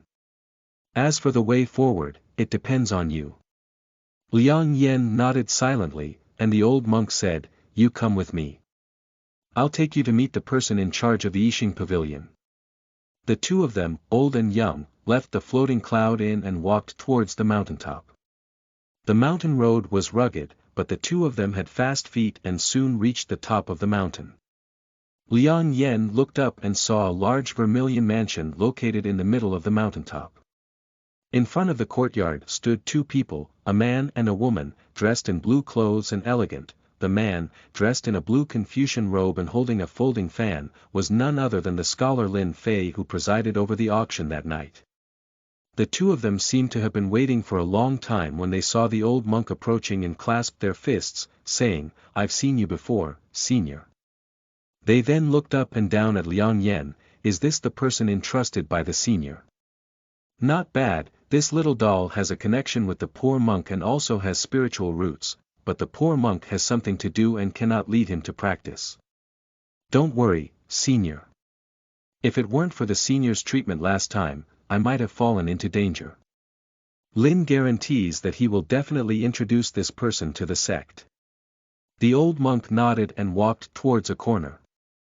Liang Yen knew he had something to remind him of and followed closely behind. The two of them arrived at the edge of the mountaintop under a willow tree, and the old monk spoke up, Your spiritual roots are mixed, and your aptitude is too poor. After I leave, you need to practice even harder. If others spend a day, you will have to put in 10 days of effort, otherwise the path to cultivation is unpredictable. Liang Yen nodded silently. The old monk said again, I have passed down your 8 Dharma forms. You can only practice the first 4 forms now, and the last 4 forms need to wait for you to reach a cultivation level above Juyuan. These 8 forms are not only the 100 forms of sentient beings, but also the Buddha's treasure form. You need to practice diligently. If you can reach the state of form is generated by the heart in the future, even without using the Dharma form posture, you can still play the wonderful role of the Dharma form, and then you can be considered an beginner. Liang Yen saw that he was meticulous and instructed him one by one, knowing that parting was imminent, and his eyes were slightly moist. The old monk saw his reluctance and deliberately smiled, saying, You don't need to be sad, young man. As the saying goes, all banquets come to an end. The old monk introduced you to the world. Today, you plant a bodhisattva and hope to have a 9th grade lotus in the future. After speaking, he laughed and the prayer beads flew up in his hand, dragging the old monk into a golden escape light and disappearing into the sky. Liang Yen was stunned as he watched the golden escape light fade away. A cough came from behind. Looking back, Lin Fei had already walked over and said to him, Your name is Liang Yen, right? Let's rest here for the night today. Tomorrow morning, I'll take you to the sect. But according to senior arrangements. Well, our Yixing Pavilion is a major sect of Confucianism. If you join our sect, you need to practice diligently and not neglect it. In addition, our sect has strict laws and regulations, and we hope you will strictly abide by them. Liang Yen respectfully said, young generation, remember it in your heart. Seeing that he was quite sensible, Lin Fei nodded with satisfaction and said, go find a wing inside. We'll set off early tomorrow morning. Liang Yen chose a room in the corner and sat cross-legged that night, recalling the transformation of Tianji Zhu last night. It seems that the strange idea that prompted me to buy the wooden fish at yesterday's auction should have come from this Tianji Pearl. At that time, Tianji Pearl absorbed a wisp of magic energy from the demon head, and 4 black spheres appeared around it. One of them, I vaguely saw the magic character lit up, but then it dimmed. It should be that Tianji Zhu was not satisfied with this demon, so he only absorbed a strand of demonic energy, but instead fed me such pure spiritual power, helping me break through to the 2nd level of Qi cultivation. If he could hunt a more suitable demon, wouldn't it be? Thinking of this, Liang Yen shook his head again. He was only practicing the 2nd level of Qi, but he wanted to subdue the demon. It was fortunate not to be swallowed as blood food, it was just a fantasy. Liang Yanping regained his composure and took out the storage bags of Chen Chong, Su Kuan, and others, counting the spoils of war. Among these people, Su Kuan is a physical cultivator with almost no spiritual stones on his body. He has some medicinal herbs for refining his body, but they are all cheap goods. On the contrary, Chen Chong and Tang Yen have a considerable wealth, totaling nearly 150 spiritual stones, while Chen Hu alone has more than 100 spiritual stones. Coupled with what the old monk left for him, Liang Yen now has a wealth of over 300 spiritual stones. Liang Yen smiled and sorted out the materials and utensils in the storage bag. Continue to sit cross-legged and consolidate the cultivation that has just been broken through. One night passed, and the next day, just as it was dawn, a message rang out in Liang Yan's mind. Hurry up and gather at the entrance of the courtyard. Liang Yan quickly got up, packed his things, pinned the storage bag around his waist, and pushed the door towards the entrance of the courtyard. At the entrance of the courtyard, there were already 3 people standing. Apart from the blue-clad woman and Lin Fei whom I saw yesterday, there was also a middle-aged man with a fat figure dressed as a staff member. Upon seeing Liang Yan's arrival, Lin Fei nodded slightly and gestured to him, then turned his head to the fat man and said, the Cuishan auction has been successfully held. The 2 of us need to return to the sect to report. We will rely on Wang Daoyu to handle the aftermath here. The chubby waiter chuckled and said, this is my duty. It's only natural for me to do so. Lin Daoyu, don't go out and report to the sect as soon as possible. Lin Fei smiled and nodded, then turned around and threw a turtle out of the storage bag. The turtle grew taller when it saw the wind, and in the blink of an eye, it was within a 3-zhang radius. It's almost like a small boat. Liang Yen fixed his gaze and saw that the turtle had wood patterns all over its body, and there was a clicking sound at the turning points of its joints. It turned out to be a mechanism beast. Lin Fei jumped onto the wooden turtle first. The woman in blue smiled slightly, pinched the formula with her right hand, and a gentle breeze lifted Liang Yen, landing on top of the wooden turtle. Then, she flipped over and jumped onto the wooden turtle. The big turtle carried 3 people into the air and rushed towards the west. Yunping Mountain is located in the southwest of Zhao Kingdom, with towering mountains and white clouds swirling around. On top of it, thousands of rocks compete for beauty, thousands of valleys compete for flow, grass and trees are lush, and clouds are flourishing. It cannot be ignored that the scenery is rare in the world. Such a beautiful scenery, but not many tourists. According to nearby villagers, Yunping Mountain rises from halfway up, shrouded in thick fog, and ordinary people can enter without distinguishing anything for a moment. Even seasoned hunters dare only hunt at the mountainside. Fortunately, the person who goes up the mountain may not have a clear direction, but after circling around, they will eventually inexplicably walk down the mountain without any worries about their own lives. So there are also rumors that immortals reside on Yunping Mountain, and ordinary people should not approach it. At this moment, on a broad river in the mountains, a wooden boat was floating with 3 people standing on it. A man in a Confucian robe, a beautiful woman in blue, and a young man in black. It was none other than Liang Yen and his entourage. The wooden boat was transformed by the previous mechanism wooden turtle. Lin Feizhen, a man in a Confucian robe, stood in the middle of the wooden boat and cast a spell to control its movement. At this moment, I suddenly thought of something and turned to Liang Yen, asking, "Are you curious why I stopped flying here and turned to sail?" Liang Yen scratched his head and smiled, "I really don't know." Lin Fei said with a straight face, "As the Yixing Pavilion is the legitimate sect of Confucianism, the etiquette and laws within the sect are strict. This place is already very close to the sect. Any disciple around the sect who has not broken through the foundation and entered the Jiyuan realm is prohibited from flying to show respect for the sect. In addition, there are rites pavilion and law pavilion within the sect. After entering the sect, you must first report to these 2 pavilions, and someone will teach you the rules. You must strictly abide by them. If you violate them, you will be severely punished." Liang Yen nodded respectfully on the surface and said, "I understand." However, he felt a slight sense of annoyance in his heart. In fact, he has a carefree and unrestrained personality, and the Confucian formalities are not to his taste. He just knows that Lin Fei is beating himself, and he is under the eaves. If he loses this opportunity, he may never have the chance to become an immortal again, so he can only nod.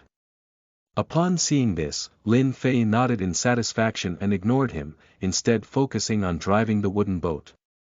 As they gradually delved deeper, the surrounding trees became denser, the river became wider, and the water flow was turbulent and surging. Their wooden boat also began to rise and fall, like leaves in the wind that could capsize at any moment. Liang Yen was puzzled in his heart. Previously, he heard from Lin Fei that the sect was nearby, but at this time, in the deep mountains and old forest, where is there half a building? In a moment of self-doubt, I suddenly saw a mighty water flow ahead, rushing down to a natural waterfall. At the fall of the waterfall, white mist is steaming and the sound of water is stirring. Even if the whole picture is not seen, it is known that it must be a majestic and magnificent suspended river. Liang Yen felt uneasy in his heart and muttered to himself, "Shouldn't he just rush down like this?" In a blink of an eye, the wooden boat arrived at the falling point of the suspended river. Lin Fei raised his hand and struck a talisman, which flew through the air without a trace in the blink of an eye. Then, the wooden boat carried 3 people and rushed down towards the waterfall. Liang Yan's heart was lifted to his throat, and suddenly a white light shone brightly, making him unable to see anything. He felt as if he had fallen rapidly from mid-air, with no place to focus. The white light came and went quickly, and Liang Yan was still trembling with fear. Suddenly, he felt his feet landing on the ground, the white light receded, and he could open his eyes again. At this moment, there was no majestic sound of flowing water around. Instead, I was in a winding small river with a gentle flow, carrying a wooden boat slowly forward. A large lake ahead, surrounded by numerous small rivers like myself, slowly converging into the middle lake like 100 rivers returning to the sea. Liang Yen looked behind him again, the river was winding, and there was no trace of the majestic waterfall just now. Just a vast expanse of white mist emerged at the end of the river in the distance, boundless and endless. Liang Yen took a deep breath and knew he had arrived at the holy land of the immortal family. Even though he has been exceptionally clever since childhood, calm and introverted, he can't help but feel a surge of excitement at this moment. The wooden boat carried 3 people slowly forward, and soon entered the big lake ahead. After walking for half a column of incense, a broad and grand valley mouth was revealed in front of everyone. The mountains and valleys are magnificent, with 2 towering rocks on each side as pillars. On the pillars, dragons and phoenixes dance, and 2 lines of large characters are written. Liang Yen looked from afar, on the left pillar of the mountain, it was written. Heaven makes a chessboard with stars as its sun. Who dares to go down? On the right pillar of the mountain, it reads. The earth makes a pipa and the rain strings, who can play it? In the center of the lake, there is a huge stone exposed on the surface of the lake, facing the mouth of the valley. The words Yixing are written on it. Liang Yan wanted to take a closer look when he suddenly felt the font on the mountain pillar jump off, as if a fish was about to leap out. The turning points of the strokes were more like sharp knives and axes, causing pain in his eyes. He quickly closed his eyes and dared not look again. Lin Fei smiled slightly at his appearance and said, the poetry on the mountain pillar is left by the founder of our sect, Yixing Immortal. The founder's chess formation is unparalleled, and he created our Yixing Pavilion, which has been passed down for thousands of years. His calligraphy style is not something that you, a young man who has just entered the stage of qi refining, can bear. As he spoke, his face lit up, clearly showing great admiration for the sect. Thank you for your guidance, senior. Liang Yan nodded in response. During the conversation, the wooden boat had already reached the entrance of the valley. Lin Fei looked up and said loudly, young Lin Fei, the mission has been completed outside. I am now returning to the sect to report and respectfully request the permission of the elder guarding the pavilion. Liang Yan looked up and saw two figures faintly visible on the rocks at the valley entrance, but they were too high to see clearly. He probably knew they were two young Confucian scholars, seemingly playing chess. One of the Confucian scholars waved his hand downwards and said, got it, Lin, you're really good at timing. You've interrupted my thought process, let's go in. After finishing impatiently, he waved his hand and emitted a yellow light, which shone towards the middle of the valley. A transparent ripple could be faintly seen, as if something had been temporarily broken. Lin Fei bowed respectfully and loudly said, thank you, elder. Then he led everyone ashore, collected the wooden boat, and the three of them walked towards the valley. End of this chapter.